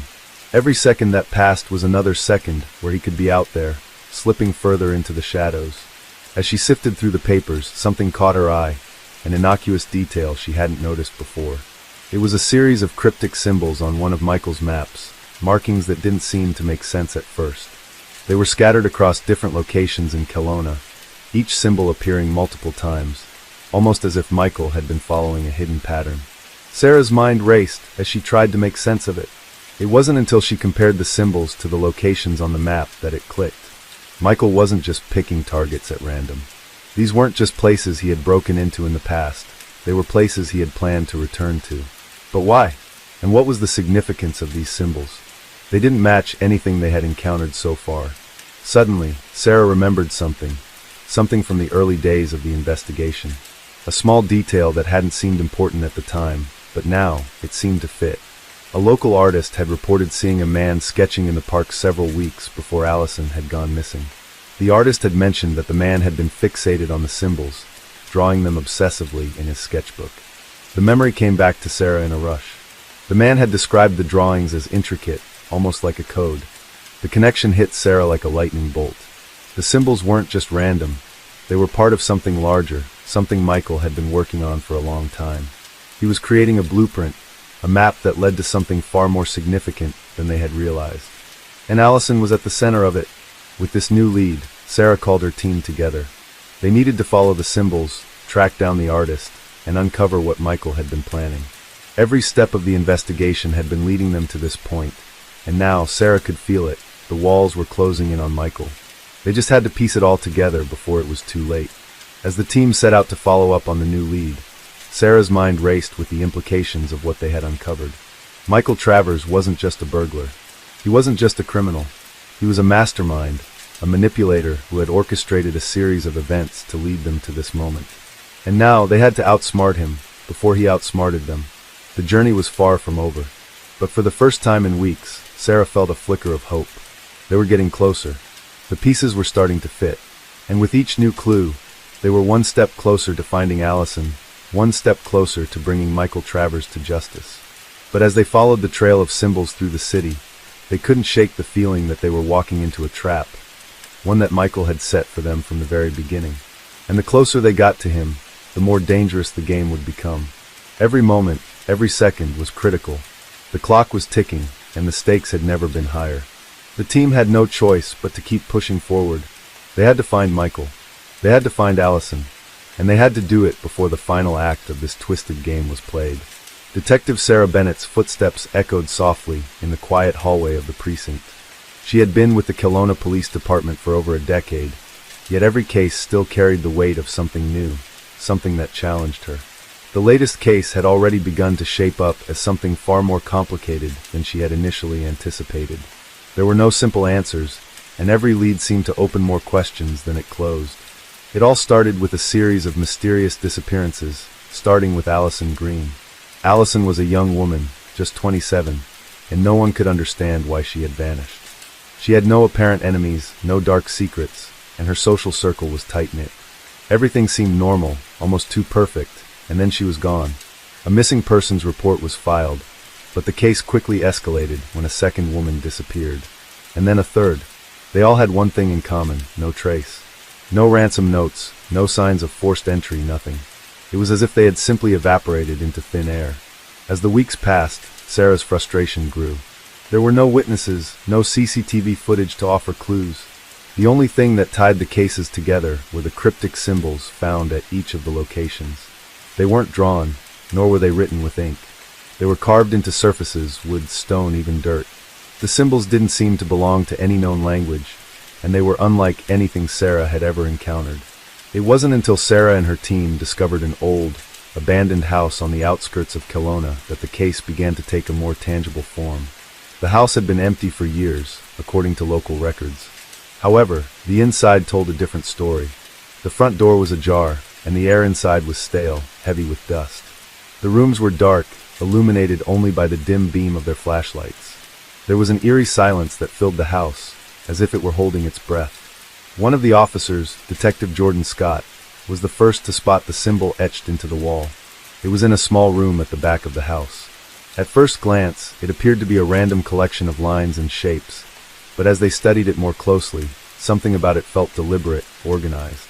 It wasn't a random act of vandalism. This was purposeful. "This has to be related," Jordan muttered, running his fingers over the etched lines. "This is too similar to the symbols we found at the other scenes." Sarah nodded, her mind racing. If this was connected, it was no coincidence. But what did it mean? Who had been here? And why this house? They continued their search, moving through the rooms methodically. As they approached the kitchen, they noticed something strange. A large wooden table was covered in papers, maps, and photographs. It was a haphazard collection, as if someone had been preparing for something, a plan perhaps, but what?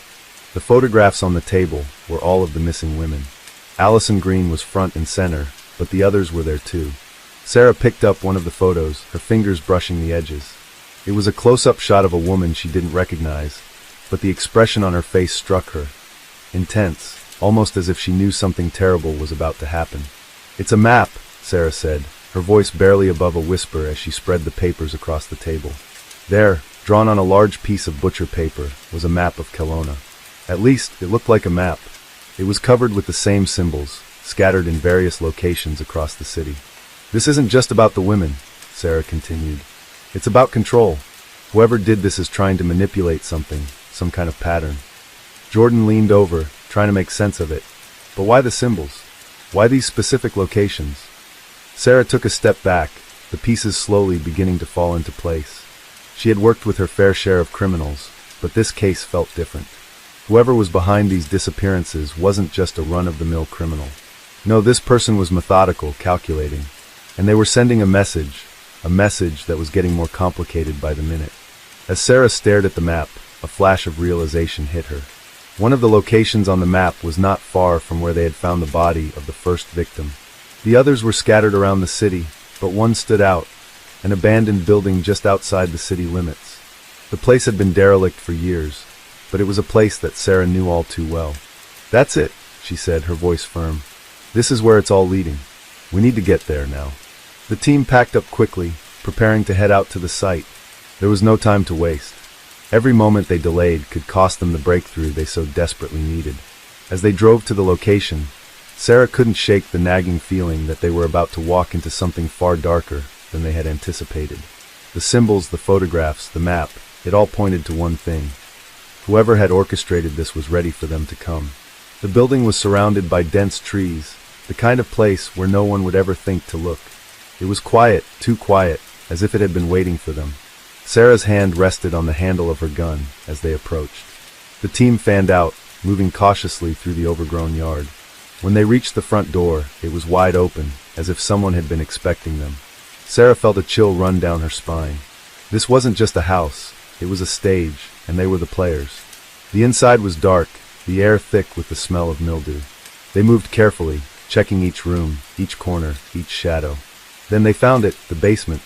Descending into the darkness, Sarah's flashlight revealed a room unlike any she had ever seen.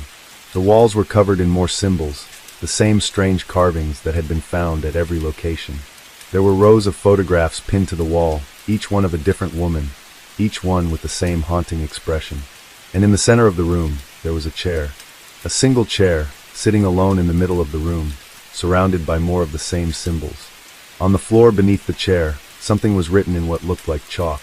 It was a phrase, a message. "Your time is almost up." Sarah's breath caught in her throat. This was it. They had found the final piece. The missing women were part of something much larger, a game. And they were the next targets. The message wasn't just for them, it was a warning.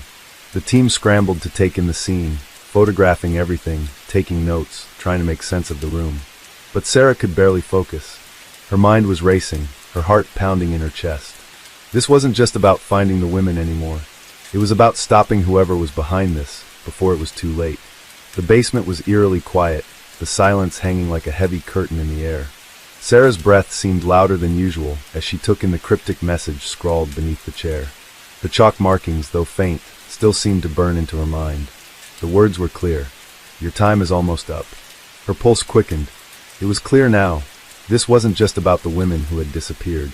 This was a deliberate game, a twisted series of moves and counter-moves, with the lives of the victims dangling precariously in the balance. "Get everyone down here," she whispered to Jordan, who had been by her side since the beginning of this investigation. He nodded, turning to the others, and soon the room was filled with the rest of the team, their footsteps echoing in the space, their flashlights dancing off the walls, illuminating the grotesque symbols that marked every surface. Detective Bennett's mind raced as she reviewed the events in her head. The map, the symbols, the photographs, everything was connected. It was only a matter of time before they connected the dots and figured out who was behind all of this. But something still gnawed at her, a lingering sense that they were missing something important, something key to the puzzle.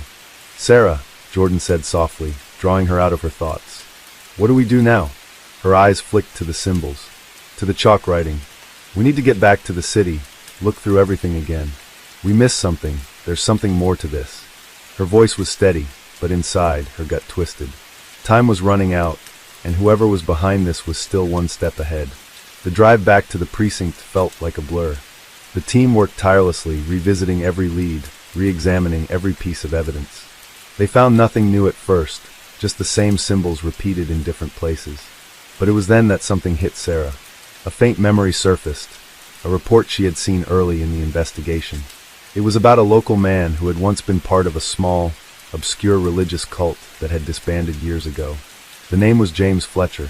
The cult had once been known for its extreme, secretive practices, often marked by strange rituals and cryptic symbols. Sarah recalled that the cult had been investigated for several years before it was broken up. Most of its members had disappeared into the background of society, their whereabouts unknown. Fletcher, however, had been one of the more vocal members before they were disbanded. He had always been a quiet presence, but the lingering memory of his name was enough to cause a spark of recognition. "Fletcher," Sarah murmured aloud, her eyes narrowing in thought. He could be the link. The more they dug into Fletcher's past, the clearer the picture became. He had been quiet for years, blending into society, a nondescript man with no criminal record to speak of. But there were rumors, whispers of strange gatherings in the woods, and reports of people going missing years ago, back when the cult was active. Could it be that Fletcher had never truly left the life he had known? That perhaps he had started his own twisted version of it in secret, with the ultimate goal of building his own dark following? With the new information, Sarah made the call. They needed to find Fletcher and bring him in before he could do any more harm. The search didn't take long. After a few hours of combing through public records and reaching out to old acquaintances, they found him living in a small, unassuming house on the edge of town, far enough away that no one would have thought twice about it. When they arrived, Sarah's heart skipped a beat. The house was exactly what she had imagined, a broken-down structure, hidden behind tall trees and thick foliage. It was eerily quiet. No lights in the windows, no sign of life. The team moved quickly but cautiously. They approached the house from all sides, ready for whatever they might find inside. They weren't sure what to expect, but the stakes were high. If Fletcher was indeed the one responsible for the disappearances, this was their only chance to stop him. The front door was locked, but with a quick motion, Jordan forced it open. The smell of mildew and decay greeted them as they stepped inside. The air felt thick, almost oppressive, as if the house had been trapped in time. As they moved through the rooms, they were met with more of the same. symbols carved into the walls, photographs pinned up in chaotic arrays, and strange drawings scattered across the floor. But then, in the center of the living room, they found something different. It was a large wooden box, the kind that you would expect to find in an old attic, covered in dust and cobwebs. Sarah motioned for the others to stay back as she slowly approached it. There was a strange aura around the box, as though it were holding some dark secret. With a deep breath, she opened the box. Inside were the missing women. Not in the physical sense, of course, but their faces. Dozens of photographs, recent ones, were stacked inside. It was a sickening collection of trophies, each one meticulously arranged. Some of the women had been captured in public places, others in their homes. They were all smiling, unaware of the danger they were in. But there was one face that stood out to Sarah. It was Allison Green. She had been the first to disappear, and her face stared back at Sarah, eyes wide, frozen in time. "This was his game," Sarah murmured. "He was playing with them, playing with us." The team quickly gathered the evidence, taking photographs of the box and its contents before moving on to search the rest of the house. As they moved through the darkened rooms, they found more disturbing evidence of Fletcher's obsession. Maps, charts, and books detailing obscure occult rituals and symbols. It was clear now that this had been his twisted idea of a final solution. But as Sarah stood there, examining the collection of photographs, she knew that they had uncovered the heart of the case. Fletcher had been orchestrating everything, each disappearance, each symbol, each ritual. He had been waiting for the right moment, the perfect opportunity to complete his vision. In the end, it was his obsession that led to his downfall. As the police moved in to arrest him, it became clear that his mind had long since unraveled. His actions, his meticulously planned game, had been his way of creating a sense of control in a world where he had none. He was no longer a man with a goal. He was a man driven by something far darker. The case was closed, but for Sarah, the questions still lingered. What drove James Fletcher to commit such atrocities? How had he convinced himself that he was justified in his actions? And most haunting of all, what would happen to the women who had been saved from his grasp? Their lives would never be the same, and neither would the city of Kelowna. As Sarah drove back to the precinct, the weight of the case still on her shoulders, she couldn't help but reflect on the fragile line between sanity and madness. She had seen many cases throughout her career, but this case of the Kelowna disappearances, would stay with her forever. It wasn't just about the crime. It was about what it revealed, the darkness that could hide in plain sight, the obsessions that twisted a person's mind, and the way a single moment could change everything. The story of James Fletcher had come to an end. But for Sarah Bennett, it would always be a reminder of just how deep the shadows could go. Case 4. In the bustling streets of Tokyo, where the neon lights flickered as if in rhythm with the heartbeat of the city, the crime that would later become a haunting memory was brewing in the shadows. It was the year 2011 when a seemingly average individual, someone who had blended into the urban expanse of the city, committed an act that would capture the attention of the nation. His name was Yuji Takahashi, a man in his late 30s, who lived in a modest apartment near the city's outskirts. His quiet demeanor and lack of any noticeable background in criminal activity made him, at first glance, an unlikely suspect. He was known by his colleagues as a hard-working office worker who kept to himself. However, beneath this calm exterior lay a darker side that only a few would come to know too well. Yuji had been living in Tokyo for years, having moved there from a small rural town where everyone knew each other's name. Life in the city had been a stark contrast to his humble beginnings. He often struggled with feelings of loneliness and alienation, something that often drove him deeper into the recesses of his own mind. His job as a mid-level accountant was monotonous. The long hours spent at his desk in a corporate building left him exhausted and emotionally drained. Over the years, he had grown increasingly disillusioned with his life, finding little solace in his work or in the fleeting interactions he had with others. What most people didn't know about Yuji, however, was his obsession with the idea of escape. He was constantly searching for something that would break him free from the shackles of his mundane existence, something that would give him a sense of power, of control, something that could make him feel alive in a way that his daily routine never could. His thoughts began to spiral, and soon, his sense of reality began to blur. In the weeks leading up to the crime, Yuji had become fixated on the idea of disappearing. He wanted to vanish, not just from his job or his city, but from his entire life. The pressure of societal expectations weighed heavily on him. The constant reminder of his unfulfilled potential, the whispering thoughts of inadequacy, They all culminated in a decision that would change the course of his life forever. Yuji had been following the news of a recent string of high-profile disappearances across the country. It wasn't the first time such cases had appeared in the media, but something about them intrigued him, captured his imagination in a way that nothing else had. The idea that someone could simply vanish, leaving behind nothing but questions, was both thrilling and terrifying to him. It was an escape he had never considered before, an opportunity to take control of his destiny. One late evening in early autumn, after a long day at work, Yuji returned to his apartment. The evening was cool, with the last vestiges of daylight slowly fading into the night. He had grown accustomed to the emptiness that greeted him when he walked through his door. The apartment was small, but it was his own, his only sanctuary in a world that often seemed indifferent to his existence. Yet, on that particular evening, there was a change in the air. A strange, quiet resolve had settled over him, one that had been slowly building over the past few months. Yuji had planned every detail of what he was about to do. He had spent weeks researching methods of disappearance, how to make himself invisible, how to erase every trace of his life from the eyes of others.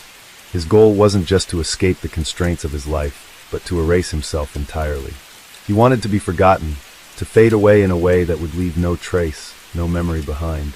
In his mind, it wasn't just an act of liberation. It was a final statement, an assertion of control over his own fate. His plan involved leaving his apartment, his job, his friends, and everything behind in a single calculated movement.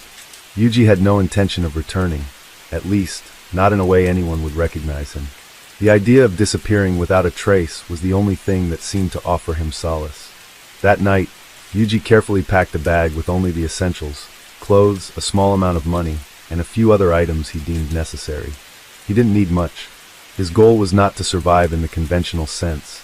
It was to vanish completely, to make a break from everything he had known. As he stood in front of the mirror one final time before leaving his apartment, Yuji stared at his reflection, barely recognizing the person looking back at him. The man in the mirror seemed distant, detached from the person he once was. His thoughts turned inward, and for a brief moment, he wondered what his life might have been like if he had chosen a different path. But that thought was fleeting, easily pushed aside by the overwhelming desire to escape.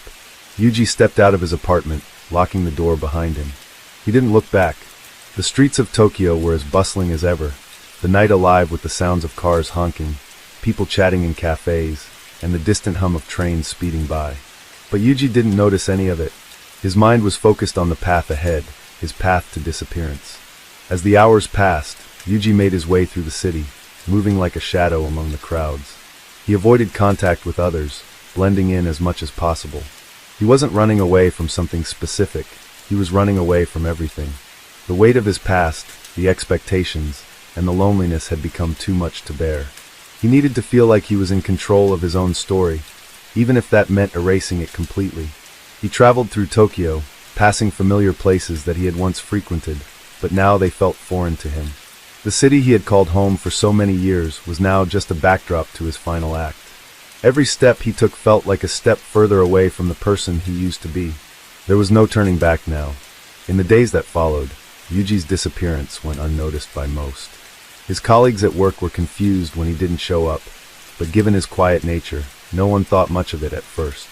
It wasn't until a few days later, when his absence was still unexplained, that the alarm bells began to ring. His family, too, was concerned but didn't know where to start looking.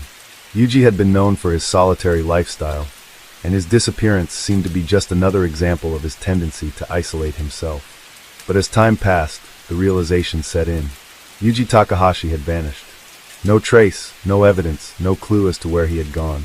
And so a search began, a search that would stretch across the country, spanning multiple cities and involving local police forces. But no matter how hard they looked, there was no sign of him.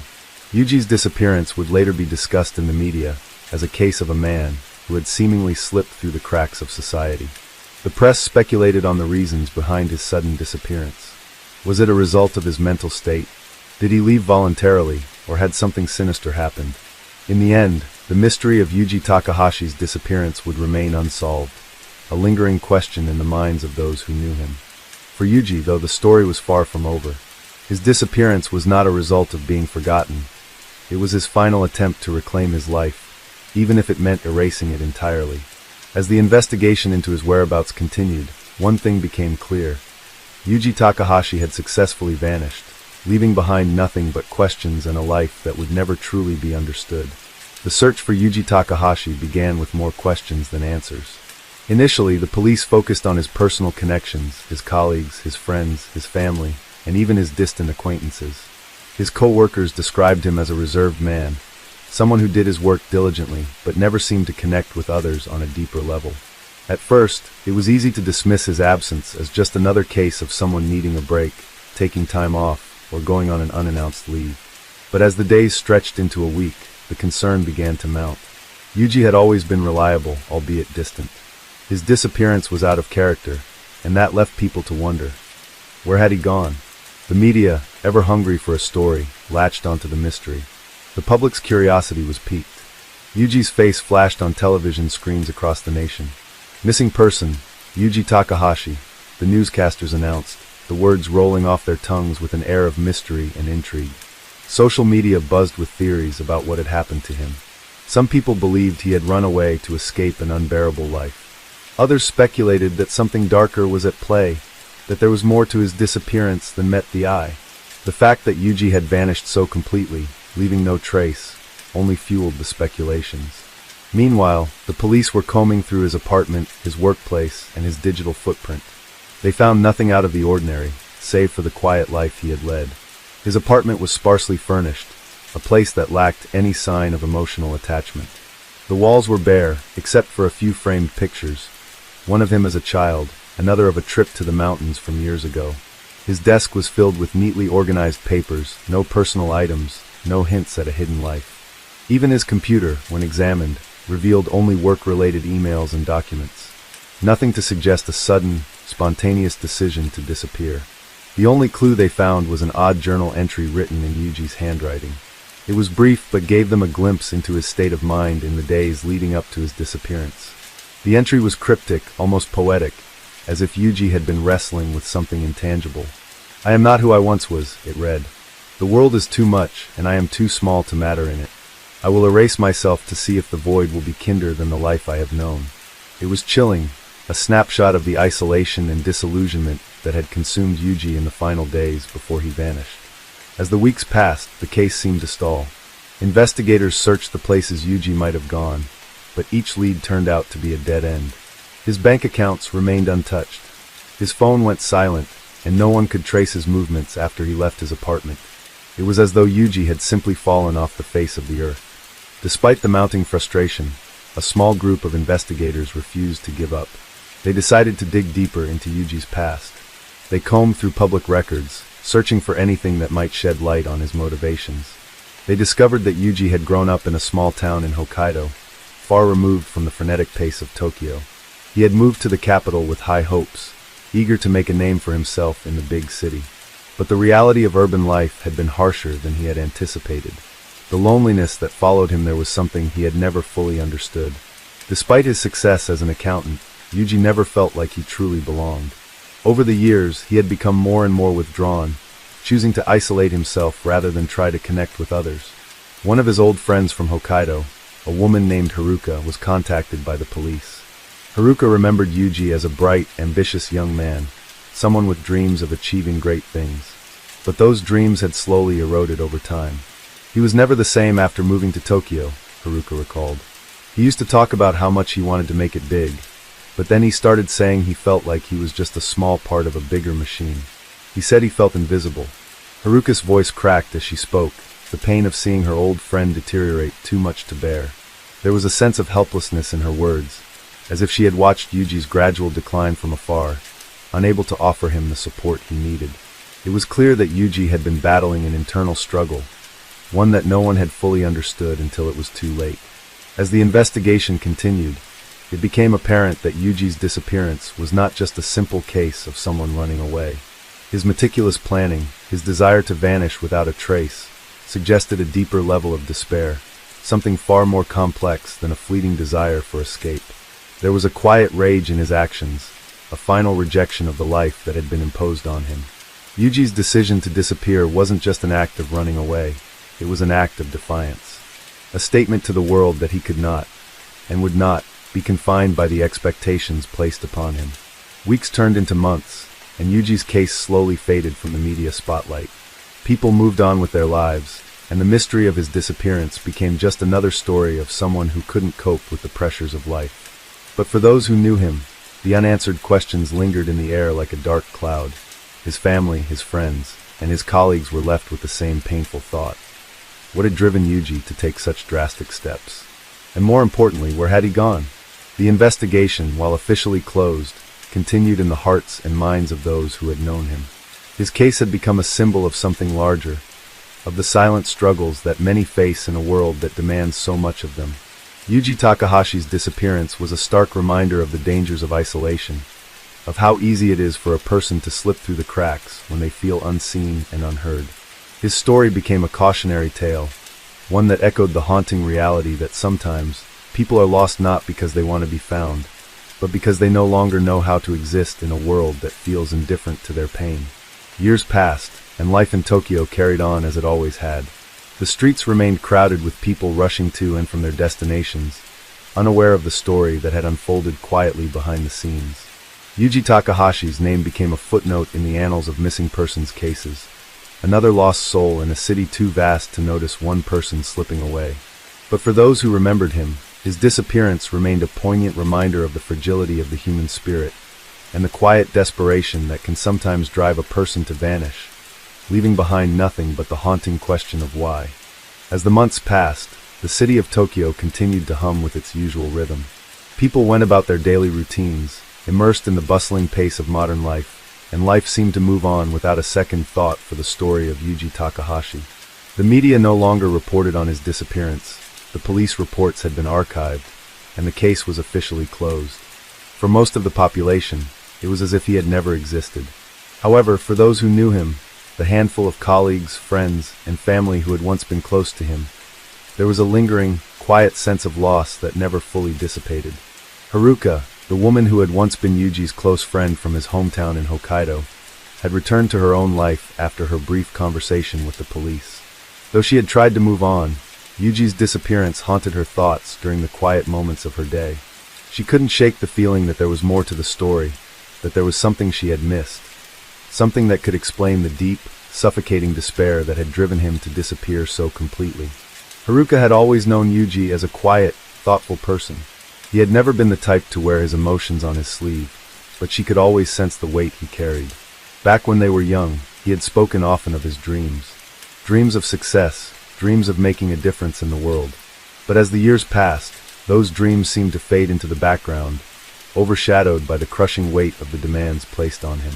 He had changed, and the Yuji she had known had been replaced by someone who seemed more distant, more withdrawn, almost as if he had given up on himself. It was after speaking to the police that Haruka began to question the narrative that had been painted for her. The investigators had initially brushed off any suggestions that Yuji's disappearance was anything other than a simple case of him running away, perhaps overwhelmed by the pressures of life in Tokyo. But Haruka wasn't convinced. She had known him too well to believe that Yuji had just disappeared without reason, without warning. There had to be more to his story, something deeper that no one else had noticed. In an attempt to piece together more of Yuji's life, Haruka began visiting his old haunts, places he used to frequent before he had vanished. She went to the small cafe near his apartment, the one he had often visited to escape the bustle of his daily life. The cafe owner, an elderly woman named Mrs. Ito, recognized Haruka immediately. She had always been a quiet observer of Yuji's life and had noticed the change in him over time.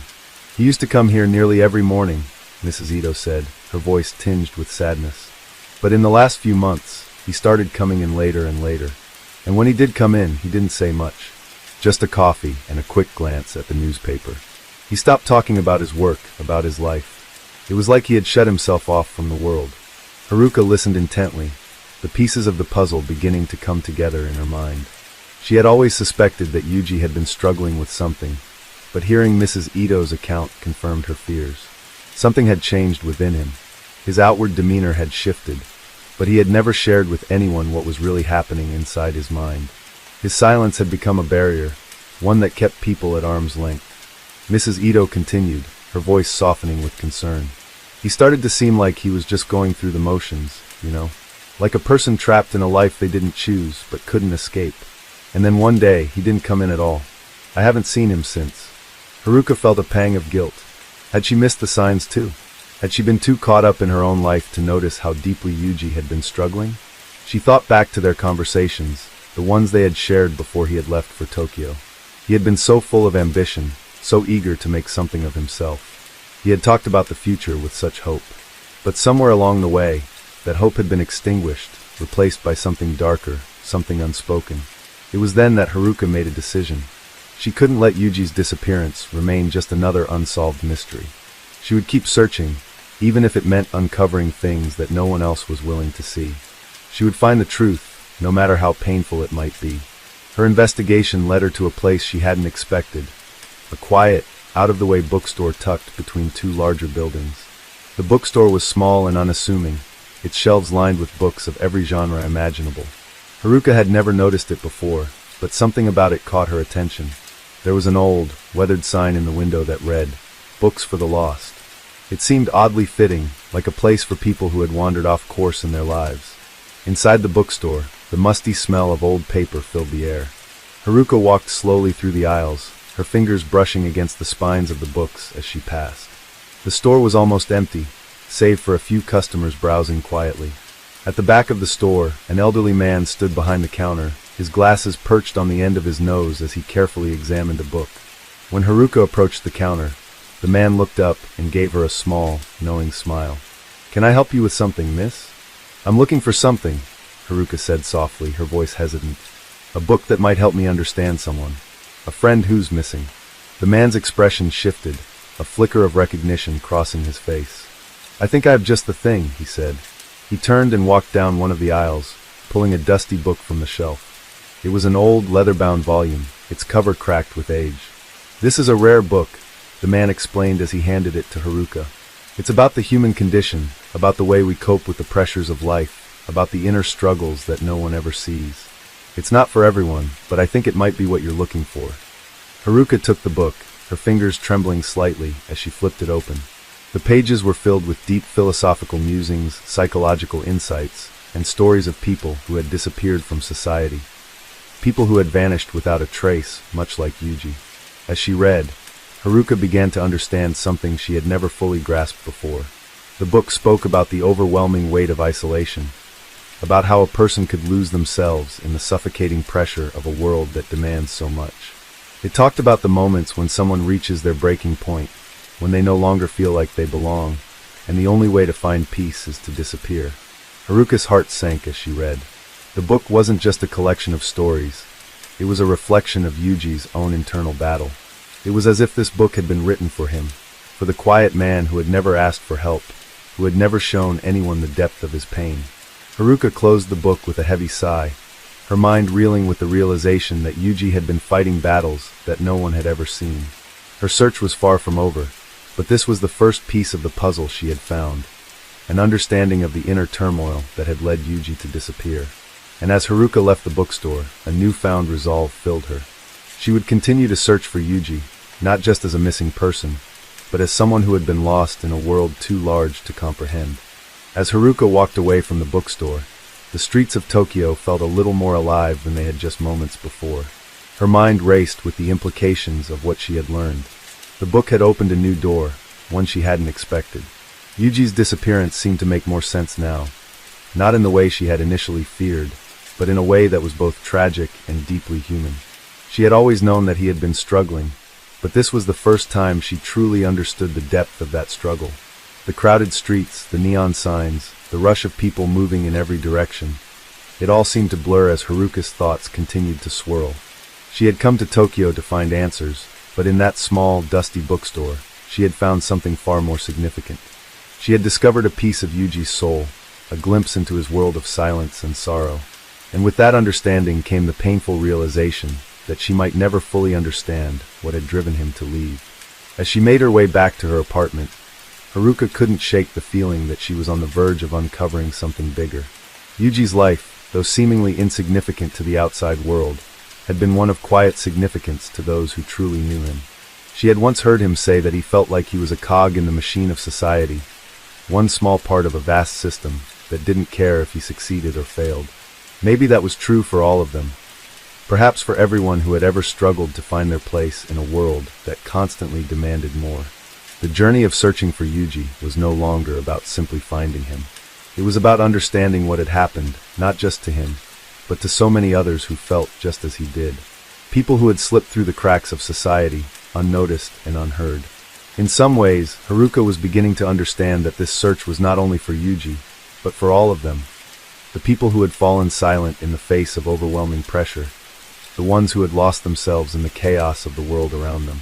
Haruka spent the next few weeks following a trail of small leads, each one leading her further into the complexities of Yuji's life. She contacted old acquaintances, some of whom were more than willing to talk, and others who seemed reluctant to bring up his name. Every conversation left her with more questions than answers, and yet, there was a sense of urgency growing within her. Yuji's absence wasn't just a mystery. It was a reflection of a deeper, more troubling issue that was affecting the lives of so many people in the city. One evening, while reviewing some old messages Yuji had sent to her, Haruka came across a strange email. It was an encrypted message, one she hadn't seen before. She clicked on the file and waited as it decrypted. When the message finally appeared, it was brief but cryptic. Yuji had written, "I'm sorry for everything. It's not what you think, but it's too late now. I'll find peace where no one can reach me. Please understand." Haruka stared at the screen, feeling a wave of sadness and confusion wash over her. The words were both a farewell and a confession. It was clear that Yuji had been wrestling with something far beyond the surface of his everyday life. The line, "It's not what you think," stood out to her the most. What had he meant? What had he been hiding? And why had he felt the need to run, to disappear completely? With the email in hand, Haruka reached out to the police once again, hoping that they might be able to trace the origins of the message. But the response she received was far from what she had hoped for. The officer on the other end of the line sounded tired, almost dismissive. "We've been over this already, Ms. Sato. There's nothing more we can do. His case was closed months ago. You need to let it go." The words stung, but Haruka didn't let them deter her. She had come too far to stop now. She wasn't about to give up on Yuji, not when she was so close to understanding what had happened. She spent the following days combing through Yuji's social media, his messages, and any small clues she could find. It was exhausting, mentally and emotionally draining, but she couldn't stop. Each new piece of information brought her one step closer to the truth. Eventually, Haruka discovered something unexpected, an address. It wasn't Yuji's apartment, nor was it a place he had ever mentioned. It was an obscure location in the outskirts of Tokyo, a small, rundown building that seemed to have no connection to him. There was something about it that sent a shiver down her spine. She couldn't explain why, but the address felt important. Without wasting any more time, Haruka decided to visit the place. The area was far from the bright lights of downtown Tokyo. The streets were quieter here, the buildings older, and the atmosphere felt heavy, as if time had slowed down in this part of the city. She followed the directions on her phone, each step bringing her closer to the mystery she had been chasing for weeks. The building was small and unremarkable, tucked between two larger structures that had long since been abandoned. Haruka approached it cautiously, her heart racing with anticipation. As she walked closer, she noticed something odd, a small, faded sign hanging near the entrance. The sign read, "Hope Counseling Center." Haruka's heart skipped a beat. She had never heard of this place before, but something about it seemed to fit with what she had learned about Yuji's struggles. The door creaked open as Haruka stepped inside. The room was dimly lit, with old furniture scattered throughout. It smelled faintly of incense and something else, something she couldn't quite place. At the far end of the room was a desk, and behind it sat a woman, her back turned. Haruka hesitated, unsure of what to say or how to explain her presence. But before she could speak, the woman turned around. Her face was familiar. Haruka gasped as she recognized her. It was one of Yuji's old colleagues, someone who had worked with him for years before his disappearance. The woman's expression was unreadable, but her eyes held a certain sadness, as though she had been waiting for this moment. "You're here about Yuji, aren't you?" the woman asked quietly. Haruka nodded, her voice barely a whisper. "I'm looking for him. I need to understand what happened." The woman sighed, her gaze shifting toward the floor. "I'm afraid I can't give you the answers you're looking for, but maybe I can help you understand him, if that's what you need." Haruka felt her heart pound in her chest as she faced the woman behind the desk. The recognition of her colleague, someone who had shared both the highs and lows of Yuji's career, seemed to shift the air around them. There was something in the woman's eyes that conveyed an understanding far deeper than words could express, a silent connection that made Haruka's breath catch in her throat. The woman leaned forward slightly, her hands clasped together on the desk. "You want to know what happened to Yuji, don't you?" Her voice was calm, measured, as though she had anticipated this question long before Haruka had even thought to ask.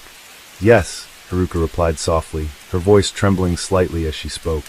"I don't understand why he left. Why he disappeared without a trace. It's not like him." The woman gave a faint nod, her expression softening. "It's not easy what you're asking. Yuji was a private person, someone who kept his emotions hidden. He didn't like to burden others with his struggles, even though they were heavy on his shoulders." Haruka felt a pang of guilt.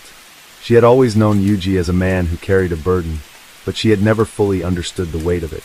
She had never imagined that it would lead him to leave everything behind. "I don't know what I expected, but I thought I would have seen the signs. I should have known. You were his closest friend, Haruka," the woman said gently. "But some things are invisible to the people who love you the most. Sometimes the signs are there, but they're hidden beneath layers of quiet pain." Haruka's mind raced. "What do you mean by that? What happened to him?" The woman leaned back in her chair, her eyes looking far away, as though she were reliving the past. Yuji was struggling with more than just work, more than the pressures of everyday life. He was dealing with something much deeper, something that he never shared with anyone, not even me. He was constantly looking for meaning, a purpose. And when he couldn't find it, when the weight of everything became too much, he chose to disappear. Haruka felt her throat tighten. "So you're saying, he left on purpose?" The woman nodded. "Yes. Yuji chose to walk away from everything. It wasn't a spur-of-the-moment decision. It was something he had been considering for a long time. He wanted to find peace, in a place where no one could reach him. He felt lost in the world, as though there was no place for him to belong." Haruka closed her eyes, taking in the weight of the words.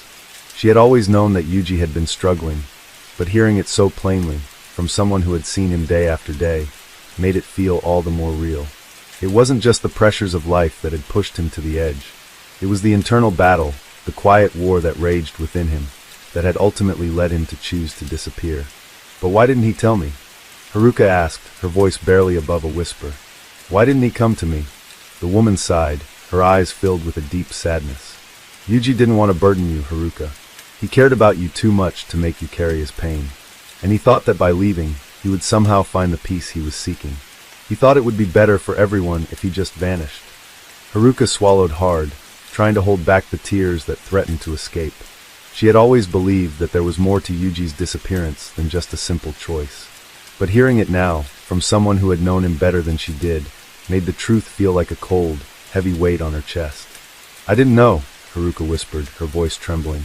"I didn't know it was this bad. I didn't know he was that alone." The woman's gaze softened as she stood up from her chair. She walked over to a filing cabinet and pulled out a folder, handing it to Haruka. "These are some of Yuji's notes. He left them behind. I think he wanted you to have them, even if he never had the chance to give them to you directly." Haruka took the folder, her hands shaking as she opened it. Inside were a series of handwritten notes, some of them scribbled in a hurried, almost frantic hand, others neatly organized and more thoughtful in nature. The notes were a mixture of thoughts, reflections, and fragments of ideas. Some of them seemed disconnected, as though Yuji had been trying to make sense of something he couldn't quite grasp. Others were filled with passages that seemed to suggest he had been seeking a sense of purpose, a reason to continue. One particular note caught Haruka's attention. It was a simple sentence, written in large, bold letters. "The answer is not out there, it is within me." Haruka read it again, slowly, trying to make sense of the meaning behind it. The rest of the note was filled with more cryptic thoughts, but this sentence stood out. Was this what Yuji had been searching for? Had he been trying to find something within himself, something he couldn't put into words? Had he been looking for peace in a world that made no sense to him? As Haruka read on, she found other notes that spoke of his struggle with his own identity, his place in the world, and his overwhelming sense of disconnection. It was clear that Yuji had been going through something that no one had understood, not even Haruka. But these notes, these fragments of his soul, offered a glimpse into the turmoil he had been facing. "I never knew he felt this way," Haruka said softly, almost to herself. "I thought I knew him, but there was so much I didn't understand." The woman behind the desk nodded. None of us truly knew the full extent of what he was dealing with. He kept it hidden, even from those closest to him. But these notes, they show us a side of him that we never got to see. Haruka closed the folder, feeling the weight of the words pressing down on her chest. "I need to find him," she said, more to herself than to anyone else. "I need to know where he went. I need to tell him that I understand now, that I never wanted him to feel this alone." The woman watched her, her expression unreadable. "I can't tell you where he is, Haruka. I wish I could, but I don't know. Yuji made his choice. And I think deep down he wanted it that way. He wanted to be at peace, even if it meant cutting ties with the people who cared about him." Haruka stood up, the folder still in her hands. "Thank you," she said, her voice thick with emotion. "Thank you for telling me what you know." The woman nodded, offering a small, sad smile. "I hope you find the peace you're looking for, Haruka. And I hope you find Yuji, if that's what you need." Haruka turned and walked toward the door, her mind racing with 1,000 thoughts. She had come to this place looking for answers, but what she had found was something far deeper. Something that spoke to the heart of her own fears and uncertainties. Yuji's struggle, his search for meaning, had been something he had fought alone. But now, Haruka understood that she wasn't alone either. She had the strength to face her own questions, to search for her own answers, just as Yuji had. As she stepped out into the cold night air, Haruka made a silent vow to herself. She would keep searching, not just for Yuji, but for the truth, whatever that truth might be. And she would carry the lessons she had learned from this journey with her, forever changed by the understanding of what it truly means to search for peace. Case 5. In the vibrant city of Sydney, Australia, there are moments when the shadows of crime creep through the bustling streets. While the city's beauty and charm captivate many, there exists a side seldom seen, where the consequences of unlawful acts echo through its corridors. The case I'm about to unfold takes us into the world of a criminal whose actions were far from ordinary. This is a story not often told in the public eye, a tale of deception, manipulation, and betrayal that left the city reeling. The name of the perpetrator is Daniel Russo. He was not the type who would catch attention in a crowd at first glance. In fact, his appearance was quite unremarkable, average height, average build, with short, unkempt brown hair and a casual demeanor. He could blend into the background effortlessly. But as his story would unfold, those who once thought little of him would realize how dangerous he truly was. Russo wasn't just another petty criminal. He was a mastermind in disguise, a man who knew how to manipulate the system to his advantage. Born and raised in the suburbs of Sydney, Daniel Russo's early life seemed fairly uneventful. He had a reputation as a quiet and reserved child, one who preferred the solitude of books over socializing with his peers. Schoolmates recalled him as an introvert, always keeping to himself, but showing flashes of intelligence and ambition. He didn't stand out in any way that would indicate his later descent into the darker aspects of society. His parents, immigrants who had settled in Australia decades ago, did their best to give him a stable upbringing. But life was always a bit of a struggle for the Russo family. Money was tight, and Russo often witnessed his parents struggle to make ends meet, which planted seeds of resentment and frustration deep within him. As he grew older, Russo became more and more determined to break free from the confines of his modest upbringing. He wanted more than what his family could offer, more than what his friends had, and more than what society expected of him. He became enamored with the idea of wealth and success, but the road to achieve it wasn't one he was willing to take in a traditional sense. Russo began associating with individuals who lived outside the law, observing how they could manipulate systems to their advantage.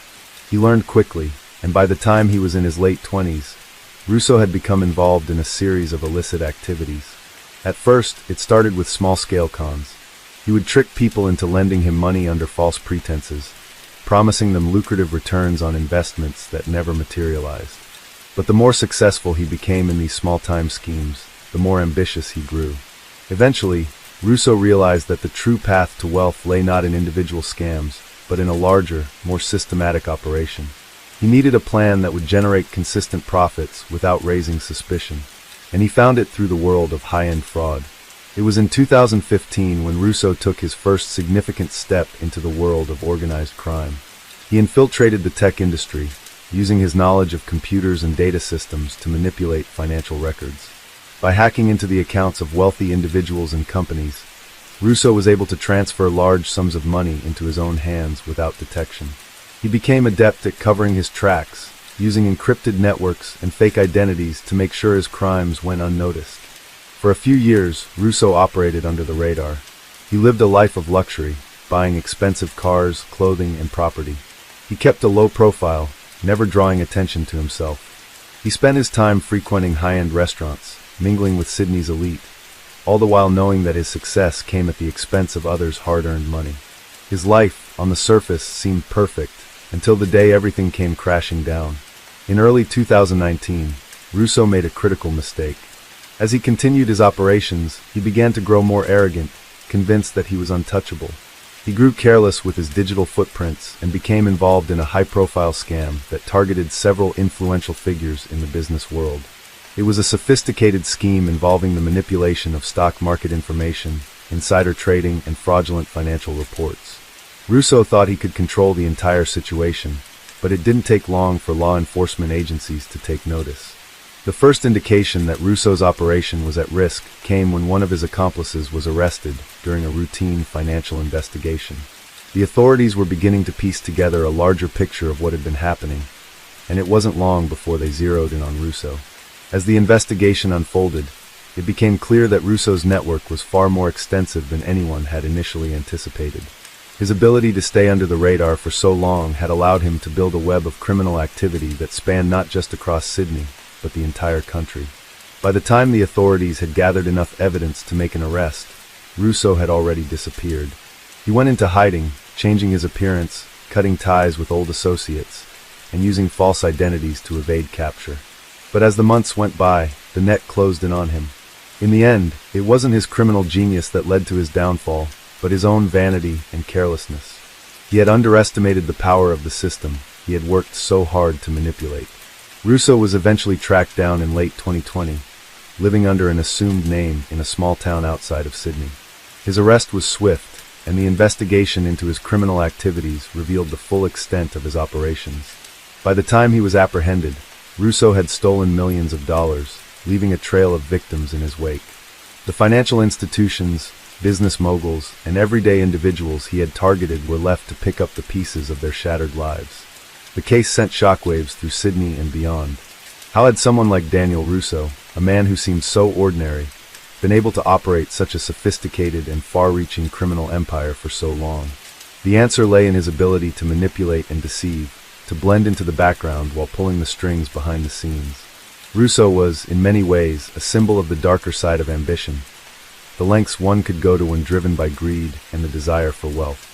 As the trial approached, the city of Sydney watched closely, eager to see the consequences of Russo's actions.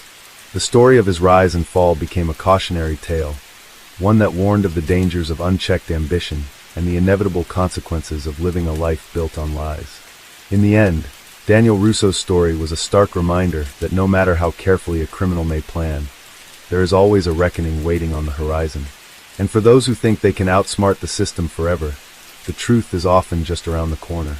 Daniel Russo's fall was not an easy one. The man who had once believed himself to be invincible, the master of deception and manipulation, was now faced with the consequences of his actions. As he sat in the back of the police van, handcuffed and silent, a wave of realization washed over him. It was over. The life of luxury, the fast cars, the endless parties, all of it had come crashing down in a single moment. When Russo had first started his operation, he had imagined a life where he could continue his criminal enterprise without fear of detection.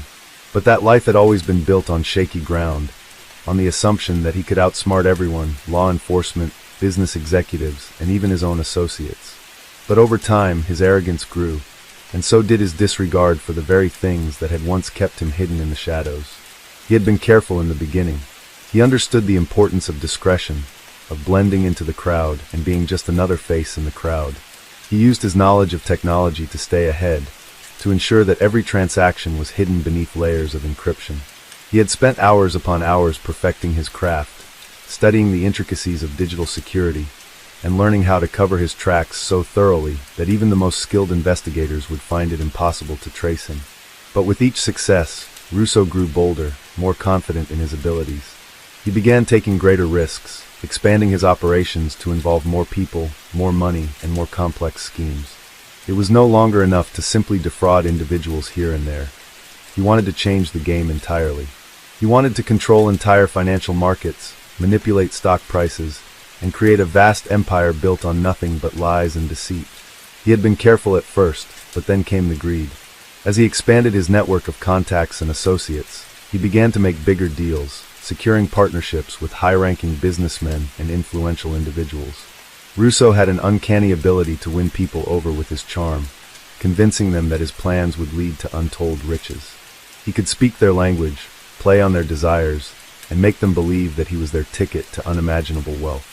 But behind closed doors, Russo was always playing a different game. He would provide false financial statements, manipulate stock prices, and create fake investments that promised huge returns but delivered nothing. He was a puppet master, pulling the strings of everyone around him while he remained in the shadows, unseen and unnoticed.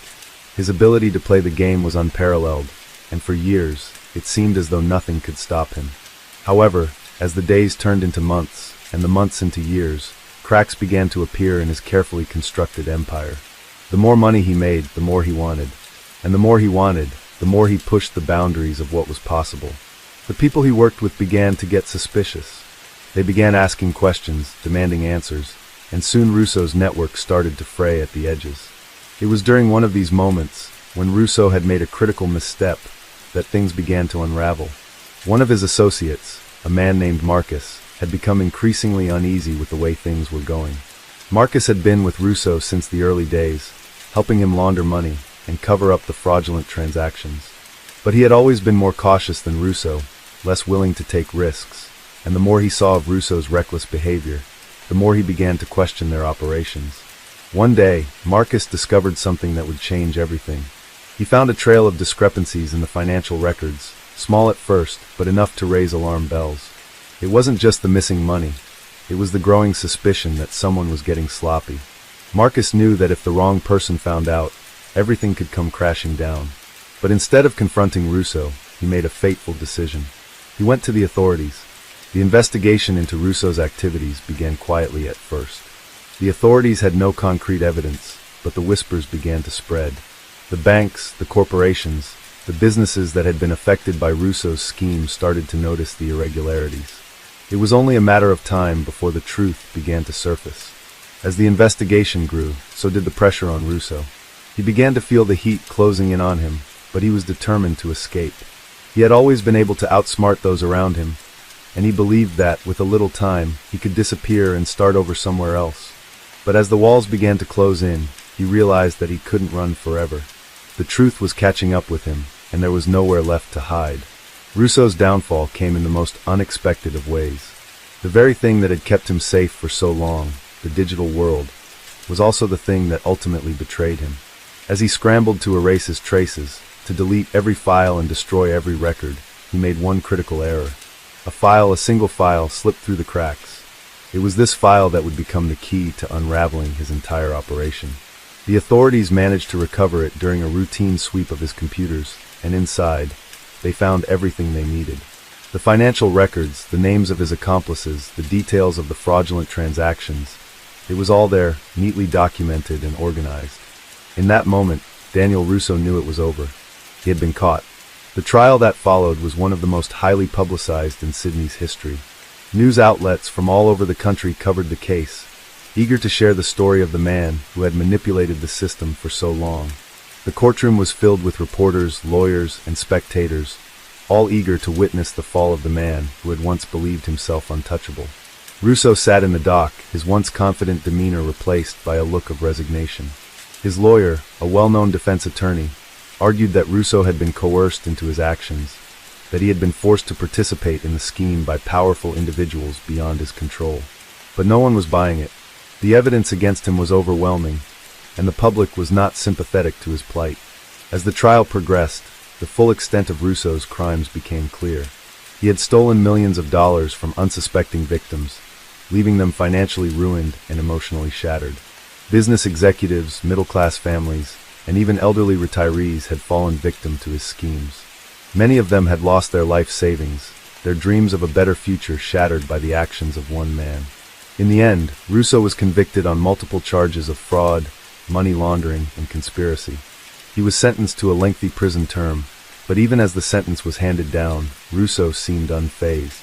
He had lived a life of privilege and excess for so long that the reality of his situation didn't seem to hit him until later. He was no longer the master of his own fate. He was just another prisoner, waiting for the day when his name would be forgotten. The impact of Russo's crimes was far-reaching. His actions had shaken the foundations of the financial world, and many of his victims struggled to rebuild their lives. Some had lost everything, while others had been forced to start over from scratch. It was a harsh reminder of how easily the systems that people rely on can be manipulated by those with the right knowledge and the right tools. As for Russo, he spent his days in prison, reflecting on the life he had lived and the choices he had made. He had once believed that he was in control, that he could bend the world to his will. But in the end, it was the world that had controlled him. His greed, his arrogance, and his disregard for the well-being of others had led him down a path from which there was no return. The case of Daniel Russo serves as a chilling reminder of the lengths to which some people will go in pursuit of wealth and power. It shows the dangers of unchecked ambition, of a mindset that believes rules don't apply to them. In the end, it was not his criminal genius that led to his downfall, but his own sense of invincibility and his inability to recognize that even the most carefully laid plans can crumble when the truth is exposed. Daniel Russo's life in prison was a far cry from the luxurious existence he had once enjoyed. Gone were the days of high-end suits, fine dining, and private jets. Instead, he found himself in a stark, concrete cell with little more than a cot and a toilet. The silence of his new world was deafening. The constant hum of fluorescent lights overhead, the occasional clang of metal doors opening and closing, and the muffled voices of other inmates filled the air. It was a far cry from the fast-paced, high-stakes world he had once thrived in. At first, Daniel had struggled with the reality of his situation. He had spent so many years living in a bubble of comfort and power, insulated from the consequences of his actions. Now those actions had caught up with him, and there was no escaping the consequences. In the beginning, he had raged against the injustice of it all. He blamed the system, the people who had betrayed him, the investigators who had exposed his empire. But as the weeks turned into months and the months into years, his anger began to subside, replaced by a quiet resignation. The walls of his cell felt like they were closing in on him. He spent his days pacing, lost in thought, trying to come to terms with the life he had destroyed. The once confident and charismatic man who had manipulated people with ease now found himself at the mercy of a system that was indifferent to his past achievements. His wealth and influence had once shielded him from the consequences of his actions, but now they were meaningless. As Daniel reflected on his life, he began to see the cracks in the facade he had built. He had always told himself that he was playing the long game, that his schemes were necessary for survival in a world that was inherently unfair. But as he thought about the lives he had ruined, the families he had destroyed, the businesses he had wrecked, he realized the truth. He had been nothing more than a selfish man driven by greed, blinded by his own ambition. The empire he had built had been constructed on the backs of innocent people, and now those people were left to pick up the pieces of their shattered lives. One of the things that haunted Daniel the most was the impact his actions had on his family. He had always been careful to keep his personal life separate from his criminal activities, but now, in the quiet of his prison cell, he couldn't escape the thought of his wife, Anna, and their 2 children.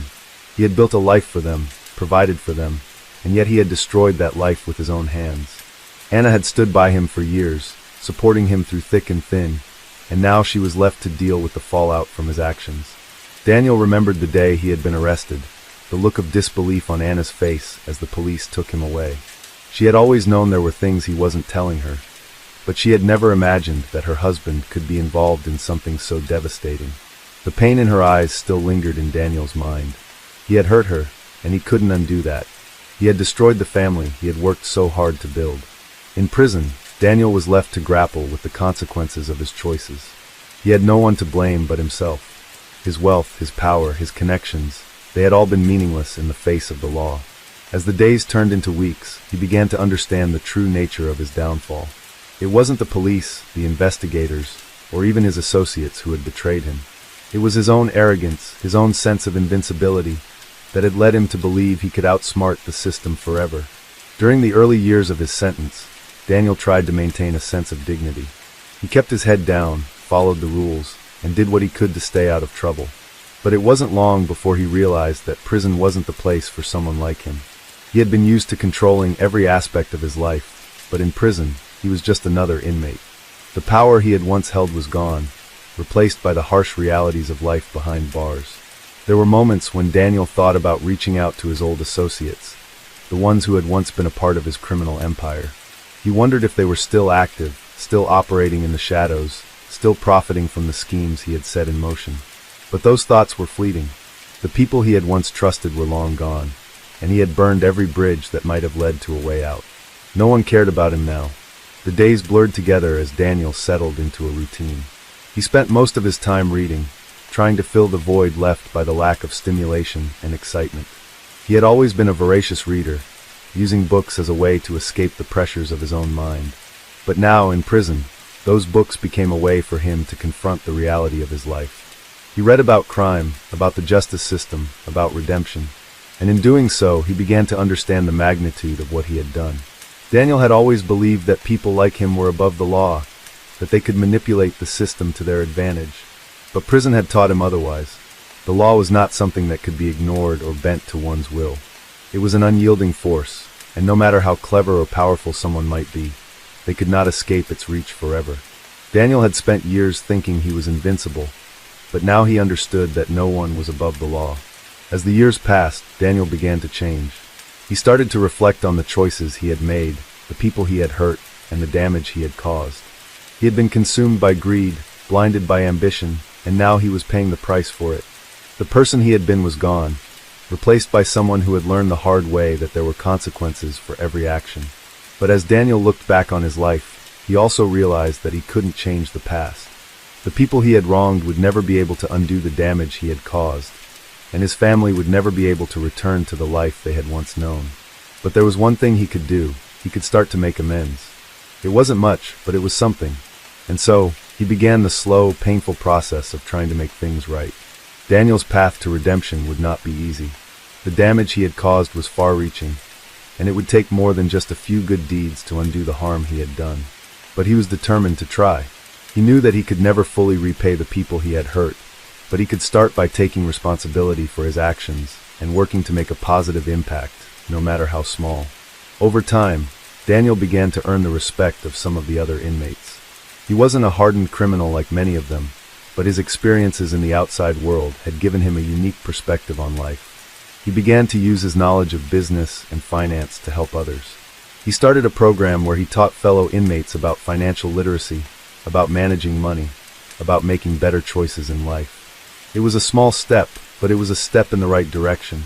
Daniel knew that he would never be able to fully atone for the sins of his past, but he also knew that redemption wasn't about erasing one's mistakes. It was about owning them, learning from them, and doing what was possible to make the world a better place, one small act at a time.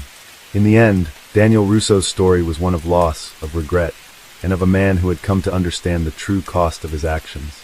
His empire, once vast and unshakable, had crumbled. His wealth, once the envy of the world, had become meaningless. And yet, in the quiet solitude of his prison cell, Daniel found something that had eluded him for much of his life: peace. It wasn't the peace of wealth or power, but the peace that comes from accepting responsibility and doing what one can to make things right.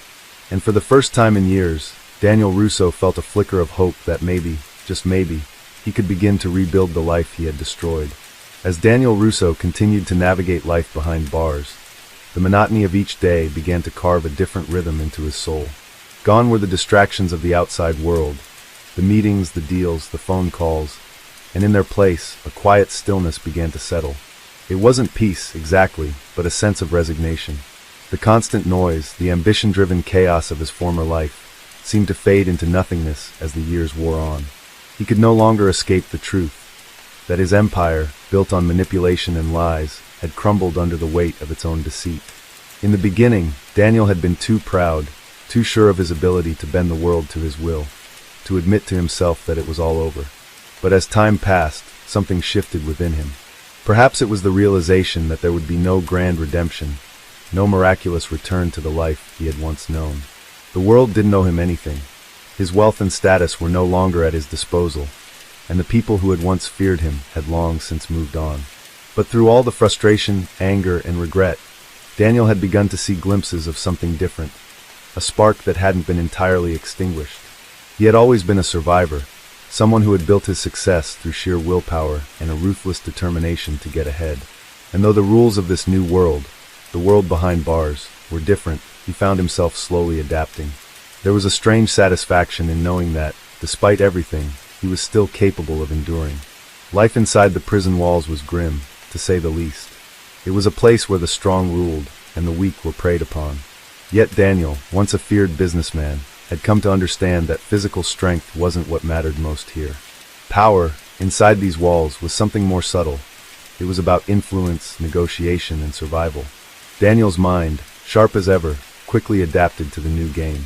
He began observing the inmates, taking note of the alliances, the power structures, the way people moved and spoke. He had spent so much of his life in the world of high-stakes business deals, and the mechanics of that world were similar in many ways to the rules of the prison system. He learned quickly that the key to survival was not just keeping your head down, but understanding the undercurrents of power that flowed through the prison. Every inmate had a story, a reason they had ended up here, and Daniel realized that everyone had something they were trying to protect, something they feared losing. Some were here for violent crimes, others for white-collar offenses like his own, but in the end, they all had the same basic need: security. The ability to feel like they had some control over their lives, even in the most oppressive circumstances.